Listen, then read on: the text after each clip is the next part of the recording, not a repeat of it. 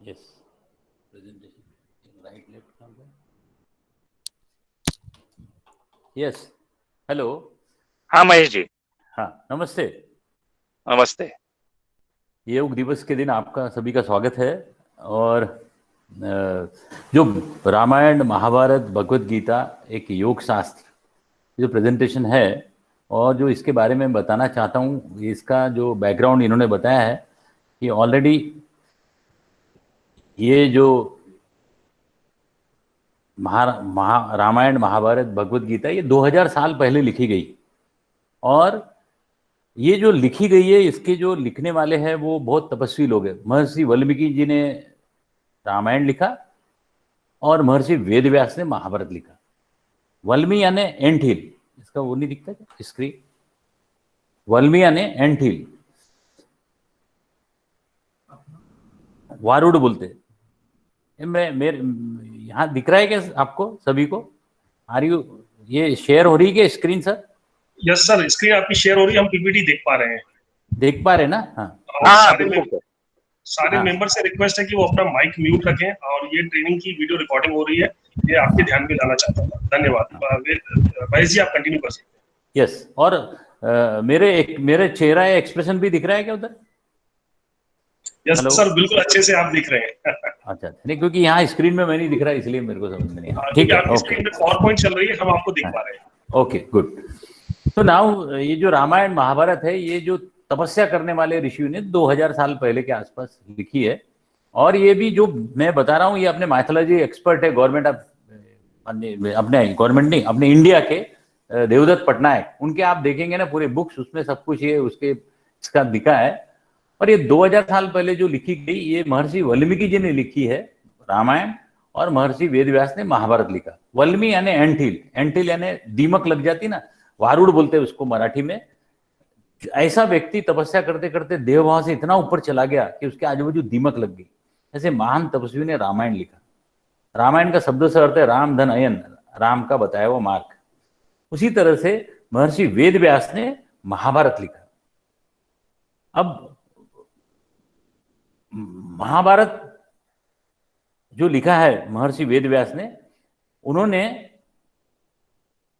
उनका वेदव्यास का नाम कोई दूसरा होगा. उनका नाम देहाड़ राय साहब हो सकता है. उनको पदवी दी गई व्यास की. उनका नाम कोई सब डिफरेंट होगा, उनको व्यास की पदवी दी गई. और वेद व्यास, वेद के व्यास.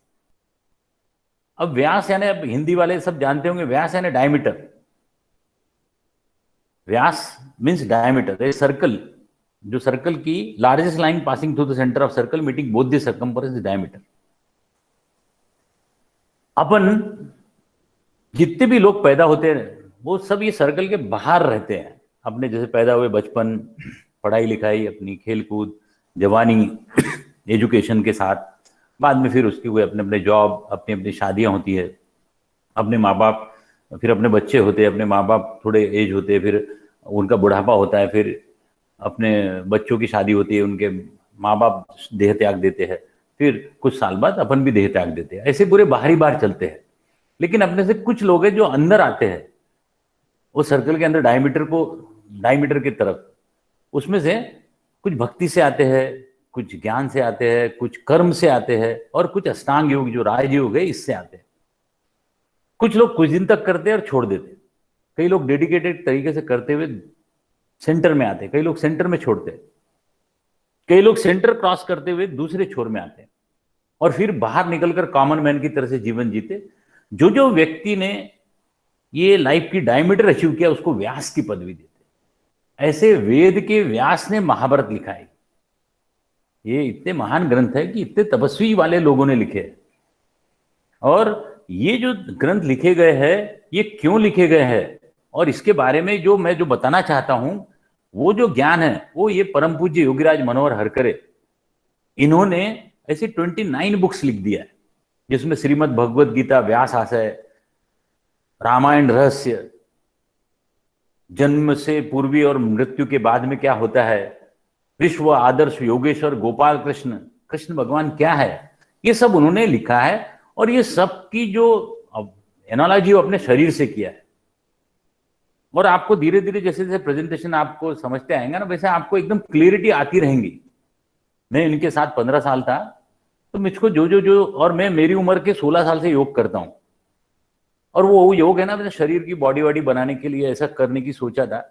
लेकिन 96 में जब इनके साथ आया, बाद में इसके अंदर की जो गुड़ इसके रिजल्ट्स है, और उसके अंदर की जो अनुभूति के साथ साथ जो जो चीज इन्होंने इतना क्लियरिटी से बताया, तब मैं समझने लगा कि बाप रे, ये इतने महान ग्रंथ है और इसलिए पीढ़ी दर पीढ़ी ये ट्रांसफर हो रहे हैं।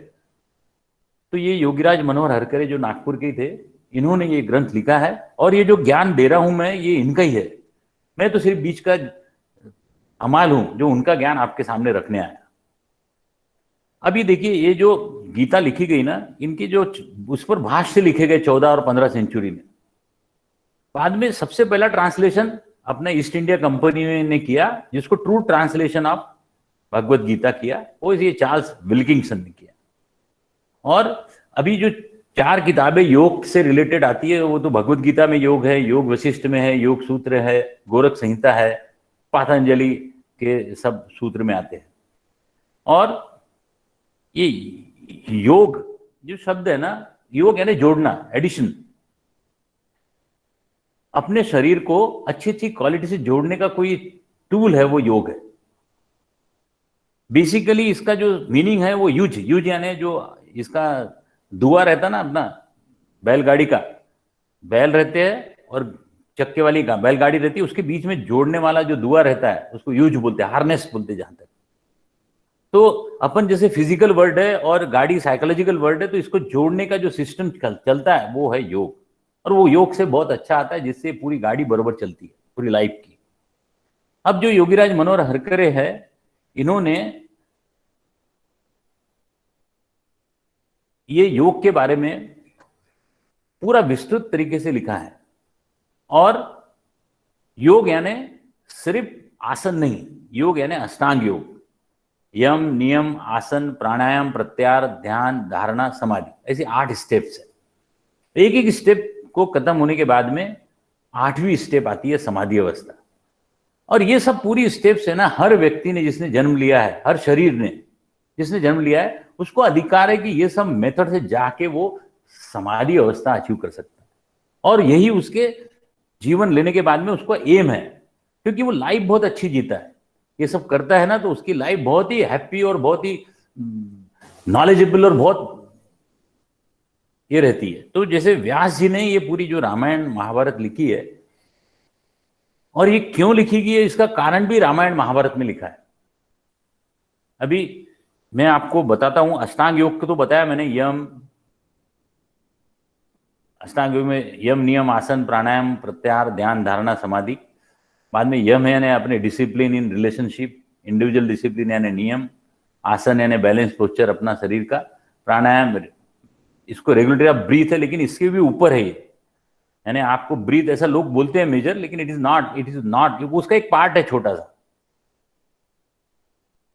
धारणा, ध्यान, समाधि। Yoga is the silencing of the wilful of our mind, इसको बोलते हैं योग चित्त वृत्ति निरोध। अभी परम पूज्य योगीराज मनोहर हरकरे, इन्होंने जो अपनी बुक में सब चीज क्लियरिटी से जो बताई है, उसके स्टेप बाय स्टेप में बताई, इतनी किताबें लिखी उन्होंने, रामायण रहस्य, सुलभ योग साधना, मृत्युनंतर, वैदिक सनाचे योग रहस्य, कुंडलिनी, श्रीमद भगवद गीता, साधना, साधक और दिव्य अनुभूति। अब वो खुद करते थे, इसलिए उनको पूरी अनुभूति के हिसाब से लिखा। मैंने बताया आपको, जैसे रामायण महर्षि वाल्मीकि जी ने लिखा है और महर्षि वेदव्यास ने महाभारत लिखा है। अब महाभारत लिखते समय ये पूरी महाभारत क्यों लिखा गया है, इसका कारण भी रामायण महाभारत में लिखे है। महाभारत का एक श्लोक है, आदि पर्व श्लोक नंबर 77, उसमें गणेश जी का आह्वान किया इन्होंने कि गणेश जी आइए और ये मेरा महाभारत ग्रंथ आप लिखने में, जो मैंने मेरी मन की अवस्था में, उच्च अवस्था में, जो समाधि अवस्था में जो ज्ञान प्राप्त किया था, उसके सहारे लिखना चाहता हूं, तो आप मेरे लेखक बनिए। गणेश जी आने के बाद एक शर्त रखते, मैं लिखूंगा, लिखते समय रुकूंगा नहीं, मैं रुकने वाला नहीं। अब गणेश जी बुद्धि के देवता है, ये है वो गणेश वंदन की आदि पर्व महाभारत श्लोक नंबर 77। लेखको भारतस्याज भौतम गणनायक मवय प्रोच्य मानस मनसा कल्पितस्य च। तो मीनिंग हिंदी में, हे गणनायक, मेरा महाभारत ग्रंथ लिखने के लिए आप मेरे लेखक होइए। यह ग्रंथ मैं मेरे मन की अति उच्च अवस्था में अर्थात समाधि अवस्था द्वारा प्राप्त ज्ञान से प्रकट कर रहा हूं, जो कि मेरी ही मन की कल्पनाओं का विस्तार है। मवय प्रोच्य मानस मनसा कल्पितस्य च, मेरी कल्पनाओं का विस्तार है। आप देखिए महाभारत 77 नंबर का श्लोक निकालेंगे, ये आएगा। गणेश जी कंडीशन बताते कि मैं लिखूंगा, लेकिन लिखते समय तो रुकूंगा नहीं। ये भी बताते हैं कि मेरी भी एक शर्त है गणेश जी, आप बुद्धि के देवता है, तो मैं जो श्लोक बताऊंगा first to understand then you write. आप पहले समझना, क्योंकि मैं कॉमन मैन के लिए बना रहा हूं, आप बुद्धि के देवता, आपको नहीं समझा तो कॉमन मैन को समझेगा नहीं, इसलिए फर्स्ट टू अंडरस्टैंड। श्लोक बताते, गणेश जी को समझने में टाइम लगता है, समझा तब लिख देते। आपने देखा होगा गणेश जी की मूर्तियों में एक हाथ में गीता है और एक हाथ में लेखनी का है। एक कथा तो मैक्सिमम सबको मालूम होगी। दूसरा श्लोक बताते, फिर गणेश जी को समझने में टाइम लगता, समझा। तीसरा श्लोक समझने में टाइम लगता, समझा तब लिखते आगे। ऐसा रुकते रुकते महाभारत ग्रंथ तैयार हुआ। ऐसा आदि पर्व महाभारत श्लोक नंबर 77 में गणेश वंदन की कथा वो योगीराज मनोहर हरकरे बताते हैं कि जानबूझ के डाली थी। अभी मुझको ये बताइए, एक महाभारत की सीडी लाइए आप, धृतराष्ट्र कांड चालू करिए, लगाइए टीवी में स्क्रीन पर, देखिए महाभारत। आप देखेंगे धृतराष्ट्र, गांधारी, कौरव, पांडव, भीष्म पितामह, अर्जुन, नकुल, सहदेव, कृष्ण, पूरी महाभारत की अगर स्टोरी चालू करें आप तो 2.5-3 घंटे में पूरा महाभारत समझ जाता अपने के समान सामान्य बुद्धि वाले को। लेकिन ये स्टोरी बुद्धि के देवता गणेश जी को समझने में टाइम लगा। इतने उच्च आदरणीय ग्रंथ है ये, इतने रिस्पेक्टेबल ग्रंथ है, इतने महान ग्रंथ है, जो कि अपने सब तपस्वियों ने लिखे हैं, कि वो कहानी रूप में लिखे हैं। जो जो उनके अंदर में तपस्या से अनुभूति आई है ना, वो कहानी बना दी है। और उसी के कारण आज इतने वर्षों से, 2000 साल से, ये पीढ़ी दर पीढ़ी हर व्यक्ति को ये अपने आप भगवान राम, भगवान कृष्ण, पूरा कौरव पांडव, पूरा महाभारत, उसके अंदर के पूरे की पूरे कहानियां, ये धीरे धीरे सबको समझते जाती है। लेकिन जो व्यक्ति थोड़ा अपने अंदर जाता है, अंतर्मुखी होता है, उसको ये सबकी अनुभूति जो ये योगियों ने, जो महान तपस्वियों ने जो लिखी है कहानी में, वो उसको भी होना चालू होती है। और यही क्या क्या अनुभूति होती है, यही वो योगीराज मनोहर हरकरे जी ने अपने किताब में श्लोक और उसका, जैसे मैंने बताया ना, ये कहानी लिखी गई, इसका श्लोक में ही लिखा है। मेरी कल्पनाओं का विस्तार है, कल्पना किया उन्होंने और कल्पनाओं का विस्तार लिखा है गणेश जी से। जानबूझ के डाली गई गणेश वंदन की कथा। अभी वेद व्यास ने फादर ऑफ महाभारत लिखा है, ये उसका आदि पर्व। अब जैसी ये आप तो समझ गए कि 3-3.5 घंटे में अपने को समझ गई पूरी कहानी, लेकिन गणेश जी को समझने में टाइम लगा।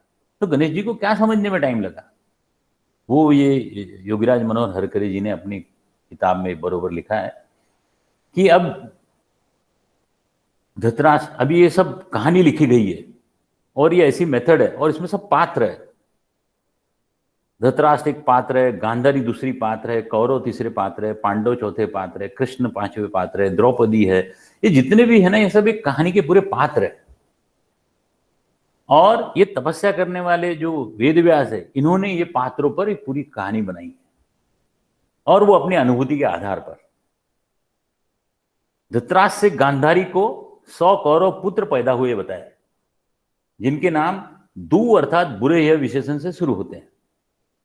सुगंध यानी अच्छी गंध, दुर्गंध यानी बुरी गंध। पहले बच्चे का नाम दुर्योधन। आप संधि विग्रह करेंगे आप, दु यानी बुरा, योधन यानी जिद्दी झगड़ालू, बुरा जिद्दी झगड़ालू दुर्योधन। दूसरे बच्चे का नाम दुशासन। तीसरे बच्चे का नाम दुशासन। दु यानी बुरा, शासन आप जानते हैं ना, जैसे महाराष्ट्र शासन, मध्य प्रदेश शासन, उत्तर प्रदेश शासन, शासन। दुशासन, सुशासन होता है और दुशासन होता है। उसी तरह से तीसरे बच्चे का नाम दुमति, चौथे बच्चे का नाम दुविजय, ऐसे ऐसे जिसके दूसरे नहीं नाम है फिर भी उनका चरित्र बुरा दिखाने वाला, उसका मीनिंग बुरे चरित्र दिखाने वाले बच्चे का नाम पैदा होने के बाद, नाम लिखने के बाद एक लड़की पैदा होती जिसका नाम वो दुश्शीला रखते।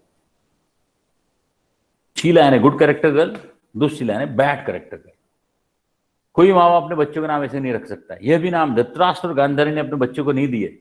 ये महर्षि वेदव्यास जिन्होंने महान ग्रंथ लिखा, उन्होंने तपस्या करते करते ऐसा समझ में आया उनको कि अपने मन बुद्धि शरीर में बुरी वृत्तियां ज्यादा है और अनेकानेक है, इसलिए उनको 100 रिप्रेजेंट करके कौरव को बताया और कौरव के नाम उसी तरह से लिख दिए। Mahesh ji, sorry to interrupt, बोलिए। आपकी आवाज ब्रेक हो रही है, कुछ शायद नेटवर्क इशू है आपके इधर, आप चेक करेंगे? मेरी आवाज ब्रेक हो रही है? बीच में काफी ब्रेक हो रही थी। अभी आ रही है क्या? दूसरे मेंबर कोई फीडबैक देगा क्या? सब मेरे इधर पता चले कि सब क्या दिक्कत हो रही है। नहीं, आवाज आ रही है क्लियर कैलाश जी? क्लियर है आवाज क्लियर है, आवाज क्लियर है कैलाश जी। हेलो कैलाश जी, आवाज क्लियर है? क्योंकि इसके पहले आ रही है सर, आवाज आ रही है। बंद नहीं होता, थोड़ी देर बाद चालू कर दें।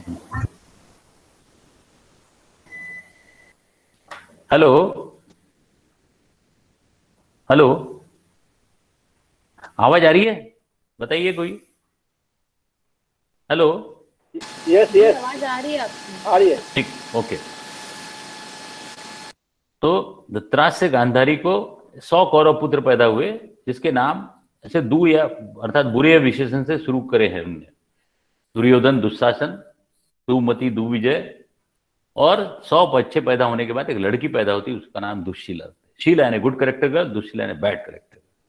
कोई माँ बाप अपने बच्चों का नाम ऐसे नहीं रखता। ये भी नाम धृतराष्ट्र और गांधारी ने दिए। ये महर्षि वेदव्यास जिन्होंने महान ग्रंथ लिखा, उन्होंने अपने मनुष्य के मन बुद्धि शरीर में जितनी बुरी वृत्तियां हैं उसको आइडेंटिफाई किया और बुरी वृत्ति के नाम ऐसे दिया। और उसी शरीर में 5 ज्ञानेन्द्रियां हैं, अच्छी वृत्तियां हैं, उसको पांडव को रिप्रेजेंट किया। उसके नाम भी उसी तरह से उनने उसको युधिष्ठिर, अर्जुन, नकुल, सहदेव, भीम, ऐसे 5 अच्छे नाम दिए।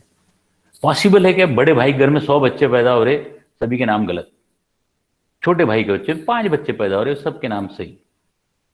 अगर बड़ा बदमाश होगा तो नाम अच्छा रखेगा, महेश गुप्ता रखेगा, फिर महेश गुप्ता कोई भी धंधे का।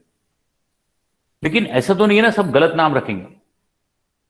ये महर्षि वेदव्यास की बुद्धि है, जिन्होंने बुरी वृत्तियों और अच्छी वृत्तियों का द्वंद्व होना है, आने वाला है, हर शरीर में होता है, उसको रिप्रेजेंट करने की इस तरीके से बताया। अच्छी वृत्तियां कम रहती है इसलिए 5 पांडव, बुरी वृत्तियां ज्यादा रहती है 100 कौरव। कौरव हमेशा पांडव पर हावी हुए हैं।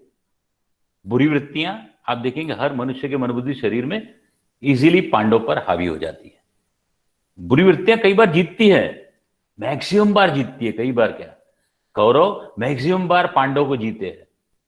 उनको लाक्षागृह में जलाने की कोशिश किए, उसको दूध क्रीड़ा में हराए, और उनको 12 साल का वनवास और 1 साल का अज्ञातवास,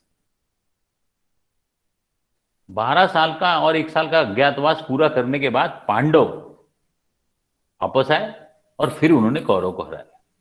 ये जो 12 साल के वनवास और 1 साल का अज्ञातवास, ये रामायण में 14 साल का वनवास है, इसमें 12 साल का वनवास है। ये वनवास का जो पीरियड है ना, ये हर मनुष्य के साधना काल का पीरियड है।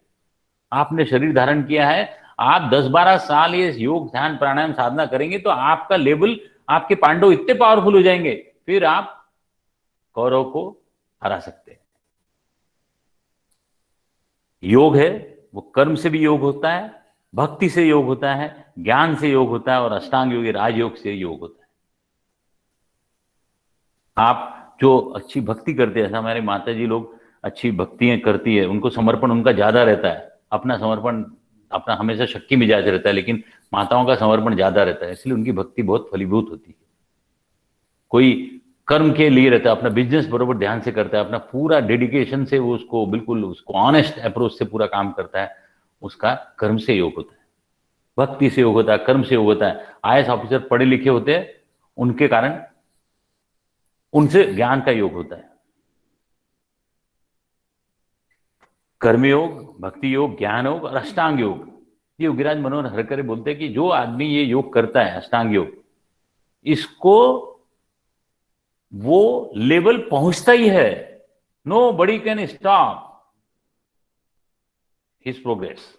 उसका जो लेवल जाना है वो जैसे जैसे करते जाएगा वैसे वैसे उसको मिलते जाएगा, अचीव होता ही है।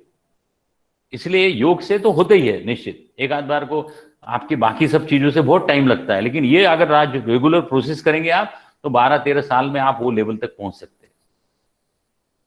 अब दुर्योधन दुशासन तो देख लिया आपने। भगवान कृष्ण, 8 संख्यायुक्त भगवान कृष्ण, भगवान कृष्ण के जीवन में 8 संख्या का काफी महत्व है, वो भी एक पात्र है। अष्टमी के मध्यरात्रि को जन्म हुए 8वें पुत्र, उनकी पत्नियां 8 अष्टमहासिद्धियां, 16,000 कहां से, मैं दूसरी नरकासुर वध की कथा में बताऊंगा आपको। इसकी एनालॉजी अष्टांग योग से है। अष्टांग योग में 8 स्टेप्स है, यम, नियम, आसन, प्राणायाम, प्रत्याहार, ध्यान, धारणा, समाधि। जिसको भी समाधि अवस्था अचीव होती है उस दिन उसका कृष्ण जन्म होता है। जैसे आपने शरीर धारण किया है, आप एक एक लेवल पर जा रहे हैं आप होते हुए, जिस दिन आपको समाधि अवस्था पहुंचेंगे आप, आपकी कृष्ण जन्म होगा। भगवान कृष्ण की आइडियोलॉजी कैसी बताए थे? उच्च संतुलित अच्युत बुद्धि वाले बताए, विपरीत से विपरीत परिस्थितियों में मुस्कुराते हुए बड़े से बड़े काम करने की कैपेसिटी वाले बताए। 16 कलाओं में निपुण थे वो, कुशल संगीतकार थे, बांसुरी बजाते थे, प्रेम करने वाले थे, योद्धा थे। कंस के दरबार में उनको 13 साल की उम्र में उन्होंने युद्ध जीता, योद्धा थे, राजनीतिकार थे, कुशल, सुदर्शन चक्रधारी थे, सुंदर थे, त्रिभुवन सुंदर, तीनों लोकों में सबसे सुंदर। जो सच्चा भक्त, सच्चा योगी होता है वो सुंदर ही दिखता है। गांधी जी भी योगी थे और उन्होंने योग का जो बाद में उनका शरीर, वो जवानी में ज्यादा सुंदर नहीं दिखे होंगे, लेकिन बुढ़ापे में वो बिल्कुल अच्छे प्रसन्न चित्त मुद्रा में बहुत सुंदर दिखते। इसलिए हर व्यक्ति जिसका चित्त निर्मल होते जाता है, जिसके अंदर कुछ, और वो चित्त निर्मल होने की पूरी प्रोसेस इस योग से होती है। वो कैसे होती है मैं आगे बताता हूं आपको। अब ये तो समझ गए, ये कहानियां लिखी गई है और इतने महान ग्रंथ है कि देखिए उसके कारण है ना, पीढ़ी दर पीढ़ी ये सब चीजें एक दूसरे को ट्रांसफर हो रही है। और ऐसी मेथड है कि सगुण साकार ब्रह्म से निर्गुण निराकार ब्रह्म की ओर जाने की आपकी पूरी प्रोसेस की तैयारी ये ऋषि मुनि ने बना के रख दी। आप सगुण साकार ब्रह्म भगवान कृष्ण को देख के उनकी पूजा कीजिए, कोई इशू नहीं, आपका अच्छी भक्ति चलती रही तो आपको उससे योग होता है। निर्गुण निराकार की योग में अष्टांग योग से चलते जाइए आप, देखते हुए सगुण साकार को, आप देखेंगे आपका खुद का स्वरूप दर्शन मिलता है, खुद का डिवाइन सोल का दर्शन मिलता है, आत्म दर्शन मिलता है, अर्थात भगवान के दर्शन होते हैं। इसलिए आपकी जिसमें जो श्रद्धा रहती है ना, उसी का दर्शन होता है। जैसे हिंदू व्यक्ति, उनको राम के दर्शन होंगे, उनको कृष्ण के दर्शन होंगे, या फिर उनके कोई शिरडी के साईं बाबा है उनके दर्शन होंगे, जिनकी उनका श्रद्धा ज्यादा है, जैसे डिवाइन में स्थूल हुआ वो ये वो ध्यान करते हुए तो उसको दर्शन हो जाते हैं। अंग्रेज को राम और कृष्ण नहीं, उनको जीसस होंगे, इनको जीसस नहीं होंगे, क्योंकि इनकी श्रद्धा जिस पर है उनके दर्शन होते हैं। यानी खुद का डिवाइन सोल का दर्शन, या आप जो भी जिनको आदर्श मानते हैं उनका दर्शन होता है। तो आप ये समझ गए होंगे, ये जो पूरी सिस्टम है ये पूरे के पूरा योग पर से जैसे जैसे स्टेप बाय स्टेप बढ़ती है वो आपको अनुभूति दिलाते हुए आपको ये पूरा की पूरा आपकी क्वालिटी बढ़ाती है। अब रामायण और महाभारत में जो शब्दावली है, जैसे गोपाल, गो यानी इंद्रियां, इंद्रियों को पालने वाला गोपाल, गाय को पालने वाला। अब गाय को भी कभी इंद्रियां का एक दर्जा था, दर्जा ने गाय यानी इंद्रियां ही माना जाता था। गो यानी इंद्रियां, इंद्रियों को पालन करने वाला गोपाल, वो अपनी श्रेष्ठ साधक वृत्ति है। गोवर्धन, गो पालन करने को ना, ज्यादा खाने को नहीं, संतुलित खाने को ना, गो लालन नहीं करने को ना, ज्यादा नहीं खाने को ना, गो ताड़न भी नहीं करने को, ज्यादा उपास भी नहीं रहने को ना, गो पालन करके गोवर्धन करने को ना, इंद्रियों की शक्ति इतनी बढ़ाना कि वो रूपकात्मक तरीके से भगवान श्री कृष्ण ने एक अंगुली पर उतना बड़ा गोवर्धन पर्वत उठाए दिखाए। श्री राम अंदर अपने अंदर ही राम है। जैसे नहीं क्या, जो कौरव और पांडव का युद्ध होता है, अब जैसे युधिष्ठिर का नाम है, तो जो अच्छी और बुरी वृत्ति के युद्ध में जो स्थिर होता है उसको युधिष्ठिर बोलते हैं। अर्जुन आरी की तरह से चीरते हुए आगे बढ़ने वाली, जो साधना में बढ़ने वाली अवस्था को अर्जुन बोलते हैं। उसी तरह से अयोध्या में राम पैदा हुए, ऐसा बताया। अयोध्या में राम पैदा हुए। जिस मन बुद्धि शरीर में अच्छी और बुरी वृत्ति का युद्ध नहीं है, अयुद्ध अवस्था है, अयोध्या है, वहीं राम पैदा होते। राम अपने अंदर ही पैदा होते। चित्त को आनंद देने वाली अवस्था, सुखद अवस्था, रमयति इति राम, रमन्ते योगिनी चित्त स्मय इति राम। रामायण आनंद प्राप्ति का मार्ग, राम धन अयन, अयन यानी मार्ग।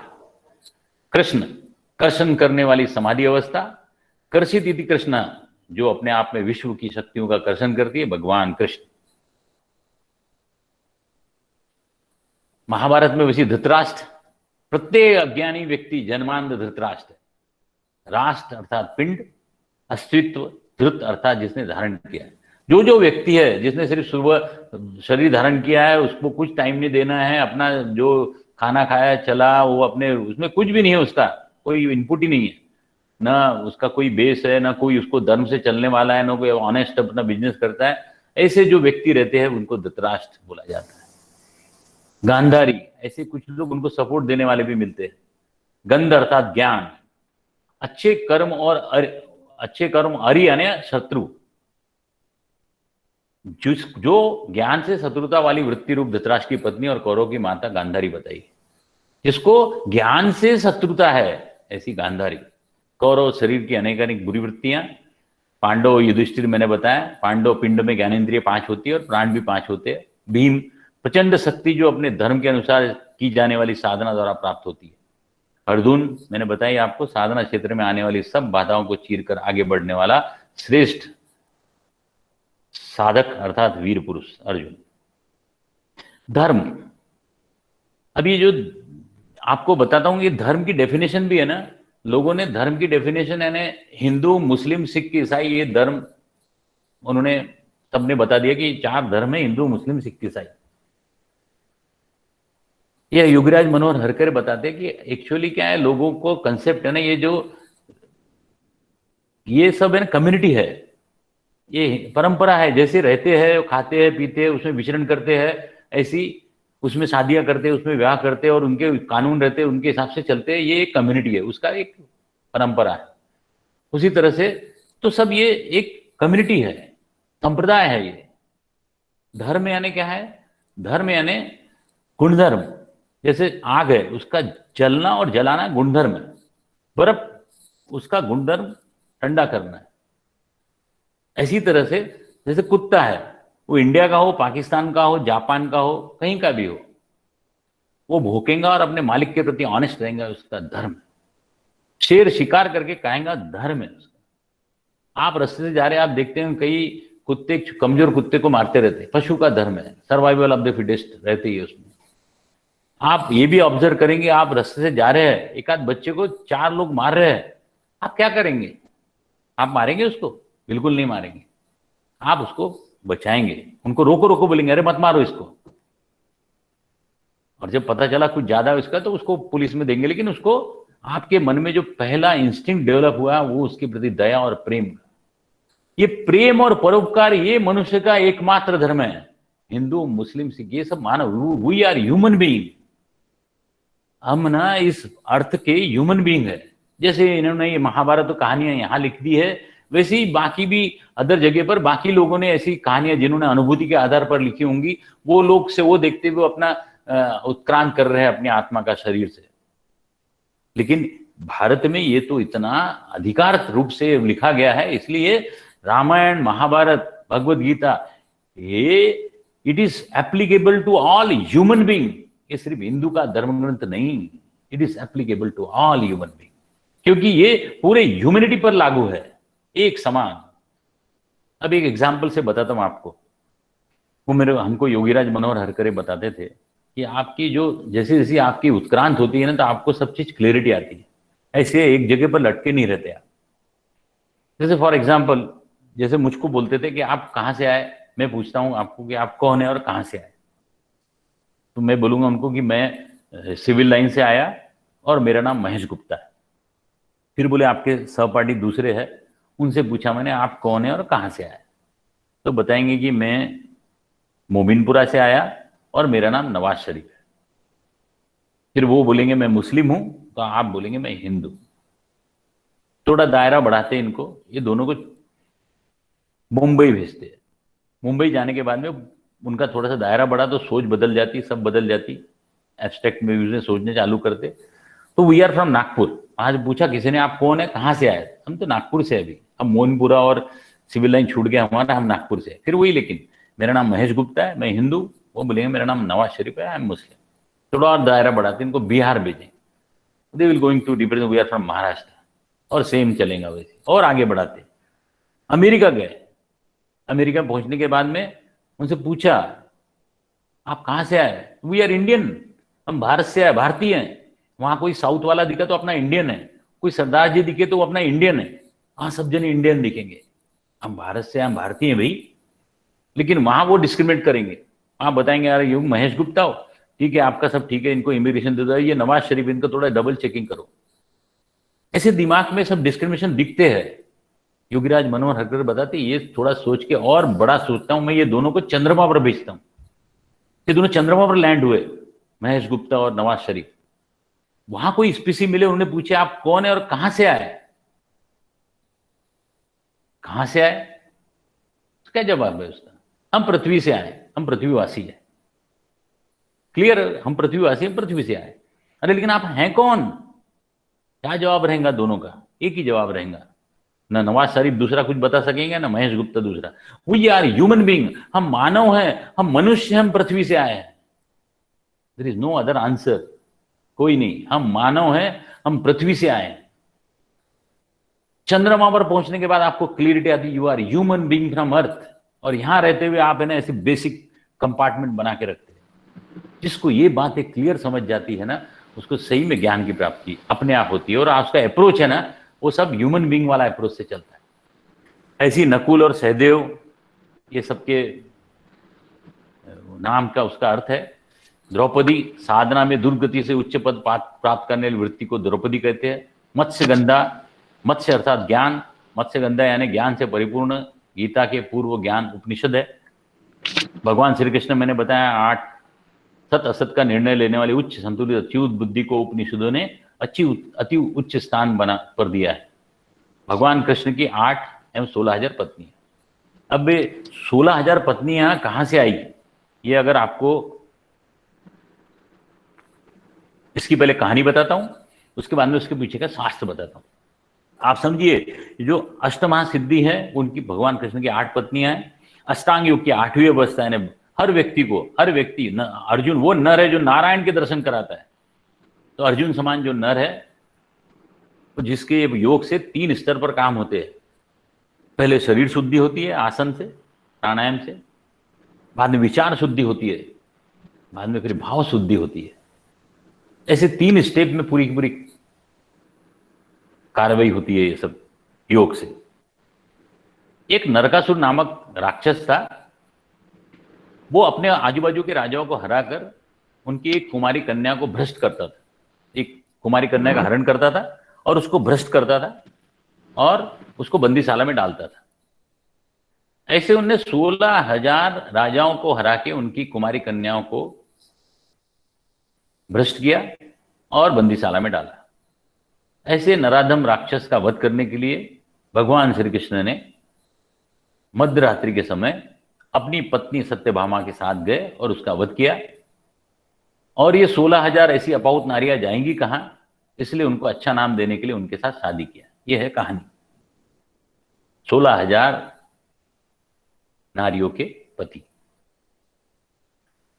अब इसका योग शास्त्र, कृष्ण 8वीं अवस्था समाधि अवस्था। कुल कलाएं 16 है। 16 कलाएं तो मालूम है आपको, जैसे कोई नृत्य है, गाना है, और ये 16 कलाएं को संचालित करने के लिए हजारों नाड़ियां, आपकी पूरी नर्वस सिस्टम आपके कंट्रोल में रहना चाहिए। जैसे फॉर एग्जाम्पल कोई डांस कर रहा है तो उसको संगीत सुनाई देगा, संगीत ब्रेन में जाएगा, ब्रेन से बाकी नर्वस सिस्टम में आएगा, फिर वो अपनी भाव भंगिमा, आंख, नृत्य, पैर सब उसके हिसाब से चलेंगी। उसकी पूरी नर्वस सिस्टम यदि उसके कंट्रोल में नहीं रहेंगी तो अच्छा कलावान नहीं हो सकता। कुल कलाएं 16 है, उसको संचालित करने के लिए हजारों नाड़ियां उसके कंट्रोल में रहने को होना, 16,000 नाड़ियां उसके कंट्रोल। जैसे भगवान कृष्ण 16,000 नाड़ियों के पति। अब उन्होंने, आप देखेंगे कि ये राजा है जिसकी लड़की का उसने भ्रष्ट किया, नरकासुर ने, उसको मारने के लिए भगवान कृष्ण ने मध्यरात्रि के समय अपनी पत्नी सत्यभामा के साथ गए। वो कोई सेना लेके नहीं गए। पहला बात तो ये है कि जो राजा की लड़की का ऐसा भ्रष्ट करेगा वो खुद ही राजा मारने के लिए उसको पूरे सब जने उद्युत हो जाएंगे।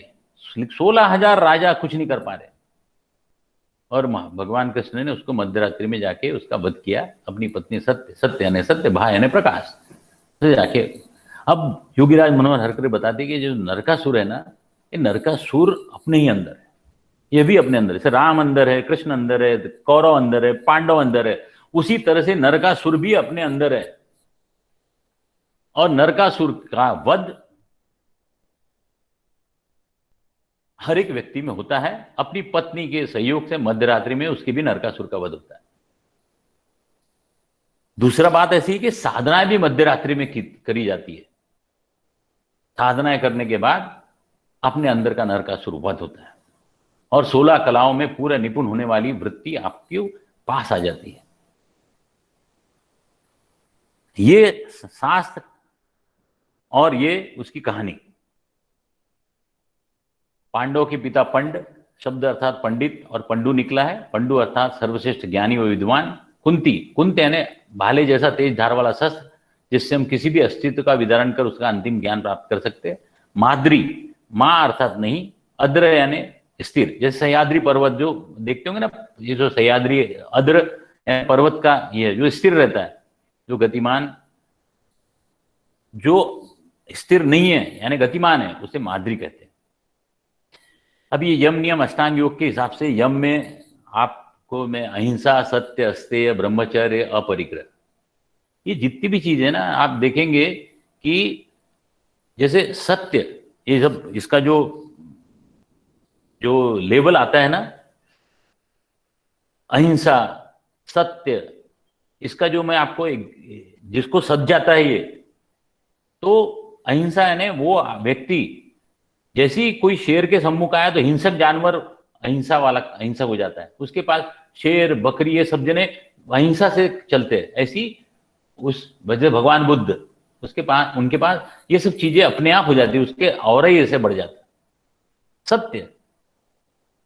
सत्य ऐसा यथार्थ में होता है कि यदि किसने बोले कि आप निरोग है तो आप निरोग हो जाते हैं। नियम, तप, स्वाध्याय, संतोष, शौच, ईश्वर प्रध्यान, आसन, आसानी से होने वाले जो शरीर में जो आप प्रमाणबद्ध रखने के लिए जो आसन करते हैं उसे आसन है। प्राणायाम, शरीर के अंदर रहने वाली जीवन शक्ति का संयम है। प्रत्याहार, ये अनुभूति, जो विश्व शक्ति, अनुभूति की शक्तियां हैं, वो इंद्रियों को अपने वश में लाना है। ध्यान, 12 धारणा का ध्यान होता है। धारणा, मन को किसी स्थान में 12 सेकंड तक धारण करना। ऐसे 12 ध्यान ने समाधि अवस्था, ऐसा ये राजयोग में दिया है। लेकिन एक्चुअल मैं बताता हूं आपको, अनुभूति से आता है ये। अभी मैंने आपको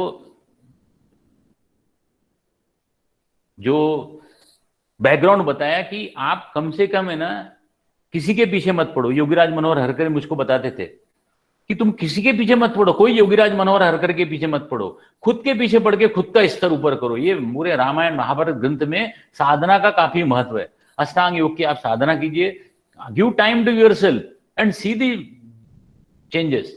nobody can stop your progress. और जैसा शरीर है ना, जैसे ट्रांजिस्टर इज एन इंस्ट्रूमेंट, जैसे ट्रांजिस्टर इज एन इंस्ट्रूमेंट, उसको किसी ने को दे दिया अनाड़ी आदमी को, और उसने ट्यून नहीं कर पाया तो संगीत नहीं सुन पाएगा, न्यूज नहीं सुन पाएगा। उसी तरह से शरीर इज एन इंस्ट्रूमेंट और एवेन्यू ऑफ नॉलेज सब ऊपर है। आप देखेंगे न्यूटन्स लॉ हो गया, ये हो गया, सब सब है ऊपर, उसको किसी ने कैच करके बता दिया, वो तो थे ही एग्जिस्टेंस। तो वैसी शरीर है ये। आप इसकी ट्यून अप अगर करेंगे तो एवेन्यू ऑफ नॉलेज और ये सब चीज ओपन होगा। उसके लिए आपको ये टूल है, इससे होता ही है। वो योगीराज मनोहर खट्टर बताते कि ये योग करने से ये रिजल्ट आते ही है, आते ही है, होता ही है। तो जो मिनिमम साधना है ना, जो मैं बताता हूं आपको, जो मैंने उनके साथ में रह के जो की और जो समझा, जो किया और जो कर रहा हूं सतत, वो मैं आपको बताता हूं। सबसे पहले प्रिफरेबली आपने सुबह अपना पूरा शौच वगैरह से निवृत्त होकर नहाने के बाद आप करें तो सबसे उत्तम।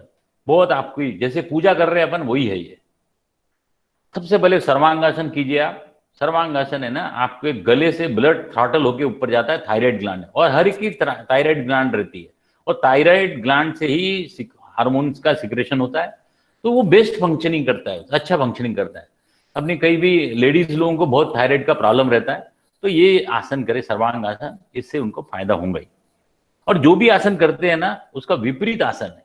अब 1 से 3 मिनट ये मिनिमम करना है, ज्यादा से ज्यादा 5 मिनट भी कर सकते हैं। आपका ब्लड गले से थ्रॉटल होके ब्रेन में जाता है, आपका ऊपर चेहरे में भी ग्लो आता है, सब चीज आपका बढ़ता है। Sarvangasana calms the brain. Benefit of Sarvangasana: calms the brain and helps relieve stress and mild depression. Stimulate the thyroid and prostate glands and abdominal organs. Stretches the shoulder and neck. Tones the legs and buttock. Improve digestion. Help relieve the symptom of menopause. Reduce fatigue and elevates insomnia. The blood sugar level is also, blood goes to your brain after throttling from neck. अभी उसका विपरीत आसन है, ये सर्वांगासन का विपरीत आसन है। हर आसन का एक विपरीत आसन है। ये है मत्स्यासन। ये जो गले का पोर्शन आप देखिए, उसमें जो थायराइड ग्लैंड है, अभी जैसे अपन ने उसको पहले वो इधर से दब रही थी, अब उसको ये दिए, उसका विपरीत आसन है ये। 1 से 2 मिनट, मैक्सिमम 2 मिनट करना, minimum 1 minute. Matsyasana is destroyer of all disease. Stretch the deep hip flexor and the muscles between the ribs. Stretches and stimulate the muscles of belly and front of neck. Stretches and stimulate the organ of belly and throat. विपरीत आसन है। मत्स्यासन का दूसरा pose है, देखिए आप, जमीन देखना पड़ता है, आंख से आप जमीन देखिए, ऐसी मुंडी इतना कीजिए कि वो जमीन देखिए। पद्मासन में आपको बैठ के ऐसे लेट के ये करते हैं। अब ये लेटे हुए आसन है सब। सर्वांगासन हुआ, उसका विपरीत आसन मत्स्यासन हुआ, ऐसा फिश पोज बोलते हैं, आप देखते जाइए। इसी तरह नौका आसन, अब लेटे हुए आसन का ये नौका आसन है। ये नौका आसन हर एक व्यक्ति कर सकता है। इसके कारण पूरी अपनी जो एब्डोमिनल मसल्स है वो स्ट्रेंथ होती है उसको। आप जैसे वॉकिंग करते हैं ना, आप इसको अगर करेंगे 1 से 3 मिनट, तो आप जितना वॉकिंग करने का जो भी प्रेशर, जो भी आपका बेनिफिट है, वो ये आसन से मिल जाता है। बिल्कुल आपके पसीना टप टप होता है, और इतना मसल से पेट की वो होती है, जितना आप वॉकिंग से करेंगे 1-2 किलोमीटर 3 किलोमीटर, तो ये आसन से हो जाता है। Naukasana strengthen the abdominal muscles. It strengthens the muscles of arm, thighs and shoulders. It improves the health of all organ in abdomen, especially the liver, pancreas and kidneys. It helps in regulating blood flow. Blood sugar level भी अच्छे से control करता है नौकासन। इसका विपरीत आसन है चक्रासन। ये चक्रासन है ना, शरीर, अब आपको बताता हूं, ये जो योगीराज मनोहर हरकरे, इन्होंने, इनकी बुक है, वो 15 रुपए की थी। मैं वो बुक देख के पूरा पढ़ के ये करता था। तो शुरुआत में मैंने वो बुक से पूरा, क्योंकि उनकी अनुभूति ली हुई बुक है, अभी उसकी कीमत कुछ 50 रुपए है, लेकिन वो बुक है ना उनके खुद के अनुभूति के आधार पर बनी हुई। लोग कोई कट पेस्ट करके कुछ भी लिखते हैं, लेकिन उनके वो जो है ना, वो जो मेथड से बनी है, तो उन्होंने बताया कि ये जो पूरी प्रोसेस है ना, जैसे किसी का शरीर भारी है, अब ये हल्का शरीर है और ये प्रमाणबद्ध शरीर है, तो ये सब चीज आसानी से हो जाती है। लेकिन कोई आदमी किसी का नहीं हो पा रहा है, तो सब मेथड्स है, जैसे धीरे धीरे उसको इम्प्रोवाइजेशन है, चक्रासन इम्प्रोवाइजेशन। तो जैसे एक आरोग्य योग है, अयंगर योगा में आप देखेंगे, आरोग्य योग के वेबसाइट में जाएंगे तो उन्होंने बहुत सारे इम्प्रोवाइजेशन किया है। कि वो हर इम्प्रोवाइजेशन में आपको ये लेवल पर ला सकते हैं, धीरे धीरे धीरे धीरे आप ये लेवल तक पहुंच सकते हैं। तो आप देखिए, उसको करना इंपॉर्टेंट है, कोई भी जरिए से करिए, आप करिए। लेकिन benefit of chakrasana, good for infertility, asthma and osteoporosis, strengthen liver, pancreas and kidney, beneficial for the heart, strengthen arms, hands, shoulder, wrist and legs, stretches the chest and lungs, stimulate the thyroid and pituitary gland, strengthen the arm and wrist, leg, buttocks, abdomen and spine। बहुत ही बेहतरीन आसन है, मैं करता हूं, वही आपको बता रहा हूं। चक्रासन सेम है, बहुत होना इंपॉर्टेंट है। अब ये चक्रासन हो गए, यानी पीठ के बल के आसन समाप्त हो गए। अब पेट के बल के आसन, अपनी मैट पर पेट पे बल लेट जाइए, अर्धसल्वासन, एक पैर ऊपर कीजिए, ये पूरा ब्लड अपने चेहरे पर आता है, और चेहरे पर आने के बाद चेहरे का ग्लो बढ़ता है। It elevates constipation, helps to tone the back muscle, recommended for management of sciatica and slip disc, improve blood circulation, increase glow on the face। अब ये एक, इसे दूसरे पैर से भी करना पड़ता है, अर्ध सल्वासन। पूर्ण सल्वासन, पूरा दोनों पैर ऊपर उड़ा के पूरा ब्लड आपके चेहरे पर आता है। ये पेट के बल के आसन है, मैट पर पेट के बल लेट जाइए, ऐसा कीजिए। और जब करते रहेंगे इसको, आप जो भी आप 1 से 3 मिनट के बीच में, हालांकि 1-2 मिनट ही रख सकते, इससे ऊपर नहीं रख सकते। Improve the blood circulation in body, stretches and strength the back and pelvic organ, improve the digestion, stimulate the appetite, increase glow on the face। पूर्ण सल्वासन, helpful in tightening the muscles of buttocks। इसका विपरीत आसन है, अभी पीछे से पैर उठाए थे, आप सामने से उसका बैलेंस करना है, भुजंग आसन। आप देख रहे हैं पूरे पैर की जो पोजीशन है, वो अंगूठा जमीन पर लगा हुआ, और आपका जो बैक, पैर का तलवा ऊपर है, और वो सब पोजीशन में रहेंगे तो इसको पूरा स्ट्रेच बरोबर आता है। The head back look up करना है उसको। तो strength the spine, stretches chest and lungs, shoulder and abdomen, tone the buttock, stimulate abdominal organ, help relieve stress and fatigue, open the heart and lungs, soothe sciatica, asthma के लिए भी अच्छा है। भुजंगासन। अब है नौकासन। ये जो नौकासन है, ये पेट पर, अभी नौका के समान आप जैसे पानी में नौका डाल के डोल भी सकते हैं आप। तो ये करने से आपकी जो एब्डोमिनल मसल्स है वो अच्छी ताकत आ जाती है, आर्म्स अच्छे हो जाते हैं, थाइज और शोल्डर अच्छे हो जाते हैं। तो ये जो पूरा है system, health, it improves the health of organ in abdomen, specially liver, pancreas and kidney, और ब्लड का शुगर लेवल भी सुधारता है। ये सेम है, अलग मेथड। उसके बाद में ये आता है धनुरासन। ये भी पेट के बल का आसन है, धनुरासन। ऐसा पोज है, पैर से लगा के करना है, धीरे धीरे करना है। पैर पीछे फेंकेंगे तो हाथ, सामने का शरीर ऊपर उठता है। Stretches the entire front of body, ankle, thigh, abdomen and chest and throat and deep hip, strengthen the back muscle, improve posture, stimulate the organ, the abdomen and neck। ये है। अब ये धनुरासन आने के बाद पेट के बल के आसन समाप्त हो गए। अब आता है ये अर्धमच्छेंद्रीय आसन। ये बहुत ही बेहतरीन आसन है। इससे आपको पूरे की पूरा ट्विस्ट करके अपने पैर को पकड़ना पड़ता है, और जिससे इसकी आपकी पूरी स्पाइन, जो ईड़ा, पिंगला और सुषुम्ना नाड़ी के लिए जो नर्वस सिस्टम में जाती है ना, अपने यहाँ 3 जो इस नर्वस सिस्टम में बीच वाली जगह से सुषुम्ना जाती है, 2 जगह जो 8 के समान रहता है, 2 से ईड़ा और पिंगला जाती है। अब ये धीरे धीरे आपको इसके जो डेप्थ है वो आपको जैसे जैसे अनुभूति करेंगे, और वो जो बाकी किताबों में इनकी योगीराज मनोहर हरकर की वो डीप मिलेगा। मैं एक जनरल आपको ये देता हूं कि इससे आपको बहुत मदद मिलती है आगे की साधना करने के लिए।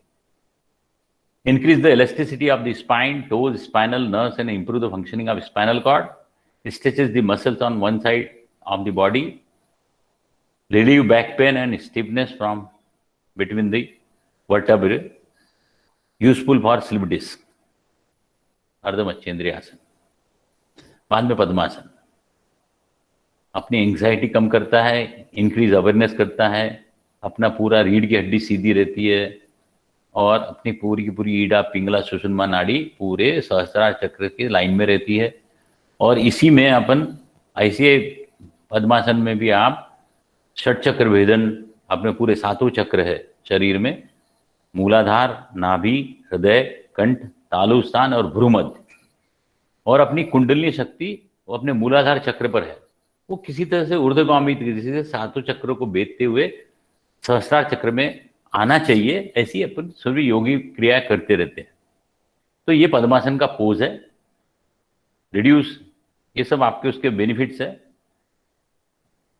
Reduce menstrual discomfort and sciatica, reduce insomnia, improve digestion, strengthen joints, ease child birth.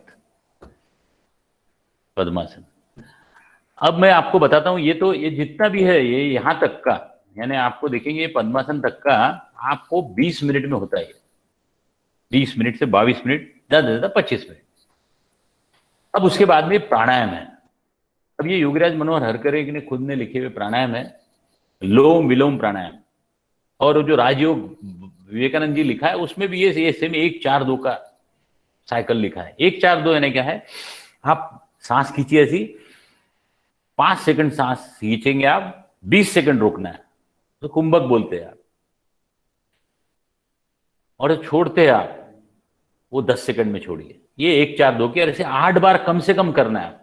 लोम अनुलोम प्राणायाम, सांस खींचेंगे, रोकेंगे,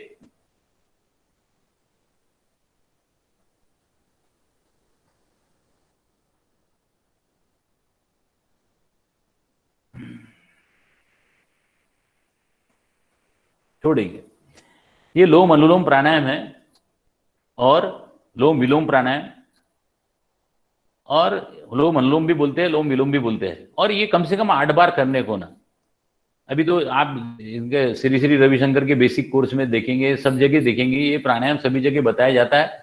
और सब जने ने इसको करने से, क्योंकि ये ऋषि मुनि का ज्ञान है, उन्होंने बताया है, उनकी पूरी प्रोसेस है, राजयोग में अपने विवेकानंद जी ने लिखा है। तो ये हर व्यक्ति उसको अडॉप्ट करते ही है और वो उनका ज्ञान आपके सामने रखता है। लेकिन आपने भी करना चाहिए। हर शरीर जिसने धारण किया उसने अपने को टाइम देने होना और ये प्राणायाम जरूर करने को। और सीधे उसके चेंजेस, सी उसका आपकी मन बुद्धि शरीर में कैसा सामंजस्य स्थापित होता है, आपका प्रोग्रेस है ना, कोई रोक ही नहीं सकता। आपके चेहरे का तेज, इतना ऑरा, ये सब इतना डेवलप होता है कि नो बडी कैन स्टॉप। लेकिन उसके लिए करना पड़ता है, प्रोसेस करना पड़ता है। आप सोच बोले कि हाथ रख देंगे और सब चीज हो जाएगा, ऐसा नहीं होता। उसी तरह से उच्च लोम अनुलोम प्राणायाम, ये योगीराज मनोहर हरकरे जी ने बताया। 1-4-2 यानी 5 सेकंड सांस लिए, 20 सेकंड रोके और 10 सेकंड में छोड़े। मैं तो करता हूं, जैसे मनी मन ओम भूर्भुवस्सुवः तत्सवितुर्वरेण्यं भर्गो देवस्य धीमहि पुनः प्रचोदयात्, ऐसी मनी मन बोलता हूं। जितनी देर बोलते हुए सांस जो स्पीड से लेता हूं और जो स्पीड में जितना जाता है उसके 4 टाइम्स तक वही मनी मन बोलते हुए रोकता हूं और छोड़ते हुए छोड़ता हूं। गायत्री मंत्र बोलते हुए ये लोम अनुलोम प्राणायाम, उच्च लोम अनुलोम प्राणायाम इंप्लीमेंट करता हूं। तो उच्च लोम अनुलोम में रिटेंशन पीरियड टाइम ज्यादा है। जैसे आपके लंग्स है ना,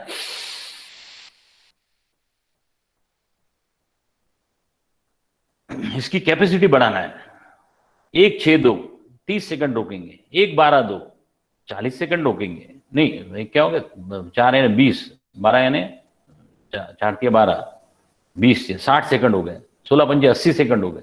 ऐसे सेकंड में बढ़ाते जाना पड़ता है और वो एक्सपीरियंस आता है आपको। आप अच्छा लगना लगेगा आपको। जैसे रोकेंगे ना आप, आपकी शक्ति इतनी पावरफुल होती जाती है, आपका मन बुद्धि शरीर एकाग्रता ऐसी बढ़ती जाती है। उच्च लोम अनुलोम प्राणायाम। उड़ियानबद्ध, उड़ियानबद्ध यानी अपनी नाभि को अंदर खींचना पड़ता है।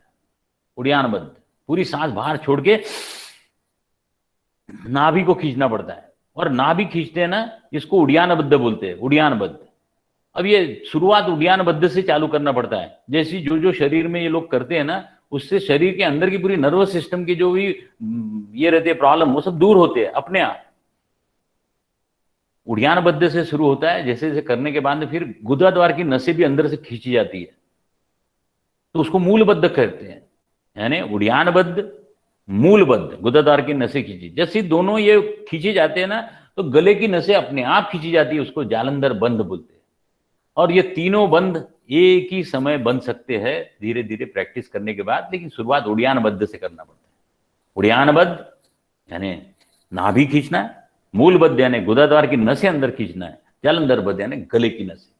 शुरुआत उड़ियानबद्ध से करते हुए धीरे धीरे वो प्रोग्रेस में आपको बढ़ता है। और रोज कम से कम एक बार तो बांधना चाहिए। जो जो लोग प्राणायाम करते हैं उससे उसके शरीर की सब चीज का पूरे विकार अपने आप दूर हो जाते हैं। भ्रामरी, भंवरे के समान सेनुसाइडल वेव फॉर्म में अंतर्मुखी करने की प्रक्रिया है। आपका अभी जो प्राणायाम चल रहा है ना, प्राणायाम में भ्रामरी,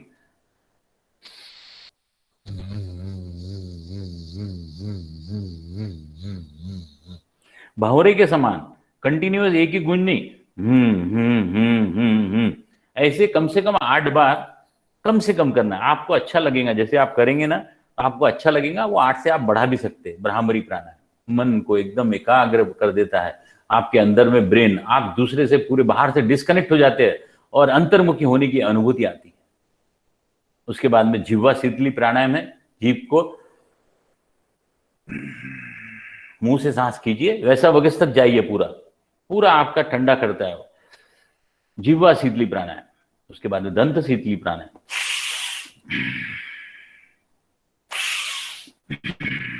नाक से छोड़ना है। ऐसे 8 बार करना है। तब 8 का पूरा आप 8 बार सिस्टम में चलने को ना। तो उड़ियानबद्ध, मूलबद्ध, जालंधरबद्ध वो आप 1 से 3 बार कर सकते हैं। बाकी सब अष्टांग योग में 8 स्टेप्स में करिए। अभी आता है षणमुखी प्राणायाम। षणमुखी प्राणायाम हमारे योगीराज मनोहर हरकरे काका जी बताते थे। ये प्राणायाम कबीर जी ने बताया और उत्तर भारत में मैक्सिमम बार दिखा है ये। अभी ये षणमुखी यानी अपने मुख्य यानी आउटलेट है। ये मुंह, नाक, 2 आंख, 2 कान, ये आउटलेट है। जैसे पाइप का मुंह रहता है ना, वैसे अपने शरीर की है। अब इसको ये मुद्रा ऐसी है,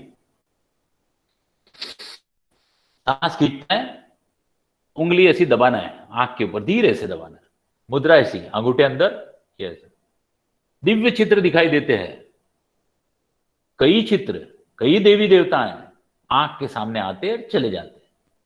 चित्रकूट, नहीं समझने वाले चित्र, कूट चित्र आते हैं, चले जाते हैं। ये है चित्रकूट आपके शरीर के अंदर।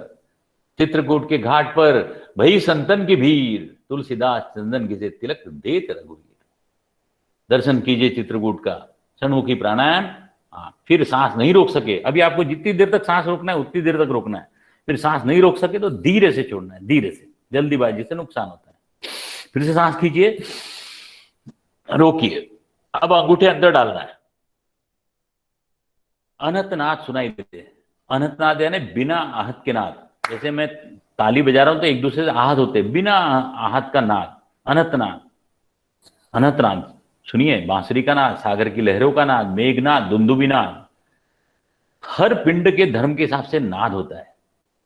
वो नाद सुनने के बाद जिसको सुनाई देता है तो उसका खुद का डिवाइनेस सोल का दर्शन, अर्थात स्वरूप दर्शन, अर्थात आत्मदर्शन, अर्थात भगवान के दर्शन, अर्थात जो भी आप इष्ट देव को उनके दर्शन दूर नहीं, लेकिन उसके पहले आपके अंदर भरा हुआ कूट कूट के अहंकार वो त्यागना पड़ता है। फिर सांस नहीं रोक सके तो आप धीरे से छोड़िए, धीरे से। फिर से सांस कीजिए, नासिका के अग्रभाग पर ध्यान दीजिए। दिव्य सुगंध आती है, इत्र नहीं, अगरबत्ती नहीं, वो सुगंध आती है। बाद में आपके शरीर से सुगंध आती है।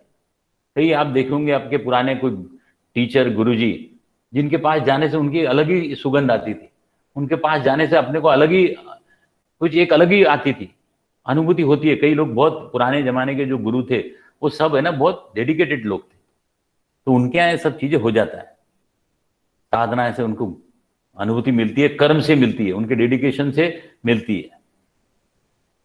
अब नासिका में जितनी देर तक सांस रोक सके छोड़ना है, फिर सांस खींचना है, जिह्वा अग्र पर ध्यान देना है।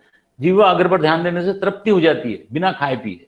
इसकी भी कहानी रामायण महाभारत में भगवान कृष्ण ने एक दाना अक्षय पात्र का खाया था।